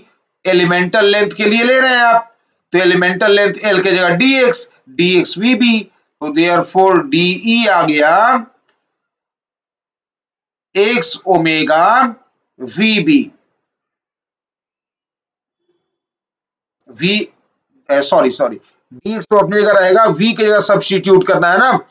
dx तो अपनी जगह ही रहा, v की जगह क्या लिखा आपने, x omega I into B. तो हो गया इंटीग्रेट से सवाल सॉल्व। तो E बराबर क्या आ गया, ओमेगा बी कांस्टेंट है, बाहर गया, इंटीग्रेशन के अंदर x dx ना, 0 से लेकर L तक, ठीक है। तो फाइनली आंसर क्या आ गया, E बराबर आ गया एक्स स्क्वायर बाई 2 आएगा इंटीग्रेशन ना, तो लिमिट लगा दीजिए, L स्क्वायर बाई 2 आ जाएगा, तो half B omega L square, ये आंसर आ गया, half B omega L square. तो कोई रॉड अगर रोटेट करे मैग्नेटिक फील्ड में, तो उसके एंड पॉइंट्स के बीच पोटेंशियल डिफरेंस इतना आता है, half B omega L square. कब, जब एक एंड के अबाउट रोटेट करे तब, जब एक एंड के अबाउट रोटेट करे तब। अब सेकेंड कंडीशन मान लीजिए कि मान लीजिए एंड के अबाउट रोटेट नहीं कर रहा है, एंड के अबाउट रोटेट नहीं कर रहा है, बल्कि मिड पॉइंट के अबाउट रोटेट कर रहा है। ये जो रॉड लिया मैंने, ये जो रॉड लिया पी क्यू, ये सेंटर ओ के अबाउट रोटेट कर रहा है ना, सेंटर ओ के अबाउट रोटेट कर रहा है ओमेगा स्पीड से। ये रहा मैग्नेटिक फील्ड बी। ये लेंथ एल दिया हुआ है, टोटल लेंथ कितना दिया है एल। अब आपको निकालना है पी और क्यू के बीच पोटेंशियल डिफरेंस। ध्यान रखिएगा, हम लोग ये ई निकाले हैं किसके बीच, पी क्यू के बीच। ऊपर फॉर्मूला देखिए, ये वाला फॉर्मूला देखिए, ये किसके बीच निकाले हैं, पी क्यू के बीच। लिख दिया कि आपको डाउट ना हो। इंड्यूस्ड ईएमएफ निकाले पी पॉइंट और क्यू पॉइंट के बीच का पोटेंशियल डिफरेंस। यहां भी आपको निकालना है पी पॉइंट और क्यू पॉइंट के बीच का पोटेंशियल डिफरेंस। तो मेरी समझ से अंतर क्या आएगा, जब आप यहां पे एलिमेंट लेंगे x दूरी पर dx, जब आप यहां एलिमेंट लेंगे x दूरी पर dx, तो सब कुछ एज इट इज रहेगा। देखिए ना, ये आपने एलिमेंट लिया dx, ये एलिमेंट लिया आपने, ये एलिमेंट कहां पर, x दूरी पर। ये x दूरी पर आपने ये एलिमेंट लिया dx, है ना। तो सब कुछ तो पिछले क्वेश्चन जैसा है, इसका वही velocity v is equal to x omega लिखेंगे और फिर वैसे इंटीग्रेट करेंगे, है ना। तो इस बार जब E निकालेंगे आप तो क्या आ जाएगा, पहले तो बताइए E किसके बीच निकाल रहे हैं आप, P और Q के बीच। लिख दे रहा हूं, लीजिए कि डाउट ना हो। E P Q के बीच जब निकालेंगे तो क्या आएगा, ओमेगा बी तो वैसे ही रहेगा बाहर। इंटीग्रेशन में क्या आया था, x dx, सब एज इट इज डेरिवेशन, सारा डेरिवेशन, ये तीनों स्टेप एज इट इज रहेगा, है ना। वही लिखेंगे d बराबर dx vb, तो d बराबर dx, v की जगह x ओमेगा b, तो फिर इंटीग्रेट करेंगे तो यही ना आएगा, लिमिट बदलेगा। बस इतना ही का अंतर है। पहले हम लोग x कहां से माने थे, पिछले सवाल में x का मेजरमेंट कहां से हुआ था, पिछला डायग्राम, ये वाला डायग्राम देखिए, ये डायग्राम देखिए, आप x कहां से मेजर करते, पॉइंट P से। तो P पर x का वैल्यू क्या आ जाएगा, जीरो। P पर ही रहेंगे तो x का वैल्यू जीरो, और Q पे जाएंगे x का वैल्यू P से Q तक का लेंथ L हो जाएगा। इस बार जब आप लिमिट लगाएंगे P पर रहेंगे तो आप उल्टा मेजरमेंट कर रहे हैं। x किधर हुआ, x कहां से मेजर हुआ है, O से, किधर, राइट। x का मेजरमेंट कहां से हुआ, O से, किधर की ओर, राइट। लेकिन P पॉइंट कहां है, लेफ्ट, इसलिए माइनस में कितना लेफ्ट है, L/2, तो माइनस L/2, माइनस L/2 से प्लस L/2, ये लिमिट आएगा। कितना आ रहा बताइए, वही L x स्क्वायर बाई 2 आएगा, इसका इंटीग्रेशन, ये क्या आ जाएगा, ये आ जाएगा omega B X square by 2, limit हो जाएगा -L/2 से प्लस L/2, हो गया ना लिमिट। तो इसका सिंप्लीफाई करके क्या आ रहा है आंसर बताइए तो, जब लिमिट लगाएंगे तो L स्क्वायर बाई 4 और -L/2 का स्क्वायर करेंगे तो फिर L स्क्वायर बाई 4, तो L square by 4 L square by 4 cut जाएगा, तो E और E बिटवीन PQ क्या आ जाएगा, जीरो।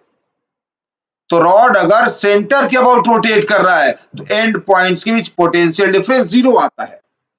किसी एंड के अबाउट रोटेट कर रहा है तो आता है half B omega L square. Centre के अबाउट रोटेट कर रहा है तो एंड पॉइंट्स के बीच पोटेंशियल डिफरेंस जीरो आएगा। बस रट लीजिए दो फॉर्मूला, डेरिवेशन आपके सामने है, दो फॉर्मूला याद कर लीजिए, ठीक है ना। खैर चलिए, मान लीजिए इसी सवाल में अगर आपसे पूछा गया होता, अब आपको दिखा रहा हूं क्या करना होता है। अगर आपसे पूछा गया होता कि आप निकालिए O और Q के बीच पोटेंशियल डिफरेंस, तो क्या करते आप, तो दिमाग लगाइए, डेरिवेशन नहीं करना है बार बार, हो गया, हो गया, बस यही दो पॉइंट है, बस यही दो पॉइंट है। एंड के अबाउट रोटेट करे तो एंड P एंड के अबाउट रोटेट करे, पहला एग्जांपल, पहला सवाल, एंड P के अबाउट रोटेट करे तो half B omega L square. किसके बीच का पोटेंशियल डिफरेंस, एंड पॉइंट्स के बीच का पोटेंशियल डिफरेंस। सेंटर के अबाउट रोटेट करे तो एंड पॉइंट्स के about potential difference zero, and points के बीच पोटेंशियल डिफरेंस जीरो, बस यही दो चीज याद रखना है। अब आप देखिए कितना दिमाग लगा पाते हैं आप। अगर मैं OQ के बीच पूछ रहा हूं, है ना, तो भूल जाइए, आप मानिए एक रॉड है बस OQ, अगर खाली OQ रॉड पे ध्यान दीजिए, बस ओ क्यू रॉड पे ध्यान दीजिए, ओ क्यू रॉड कहां के अबाउट घूम रहा है, ओ के अबाउट। भूल जाइए ओ से पी तक का डिस्टेंस, इधर भूल जाइए, बस ओ क्यू पर कंसंट्रेट करिए। ओ से लेके क्यू तक एक रॉड मान लीजिए, ओ से लेके क्यू तक एक रॉड मानेंगे तो किसके अबाउट घूम रहा है ये, एंड ओ के अबाउट। एंड ओ के अबाउट घूम रहा है तो फॉर्मूला पता है ये। तो क्या लिखूं इसका आंसर मैं, हाफ बी ओमेगा लेंथ का स्क्वायर, लेंथ क्या आ जाएगा ओ से लेके क्यू तक का L/2 का स्क्वायर। अब ये आंसर आ जाएगा। तो बस यही दो फॉर्मूला आपको याद रखना है। अगर एंड के अबाउट घूमे तो half B omega L square, end points के अबाउट पोटेंशियल डिफरेंस होता है। सेंटर के अबाउट घूमे तो एंड पॉइंट्स को पोटेंशियल डिफरेंस जीरो आ जाता है। ठीक है ना, यही दो फॉर्मूला याद रखिएगा। और जैसे ओ क्यू के बीच निकाल दिया मैंने, क्या सोच के कि खाली रॉड ओ क्यू ले रहे हैं, बस खाली रॉड ओ क्यू सोचिए, केवल उतना ही पर दिमाग लगाइए, रॉड ओ क्यू पर। तो रॉड ओ क्यू ओ के अबाउट घूम रहा है, एंड के अबाउट घूमने लगा, इसका मतलब रॉड ओ क्यू, तो ऊपर फॉर्मूला लग जाएगा, लगा दिया ऊपर फॉर्मूला, बस ओ क्यू का लेंथ L/2 आ गया, है ना। तो इस तरह से रॉड का रोटेशन है यूनिफॉर्म मैग्नेटिक फील्ड में। ठीक है ना।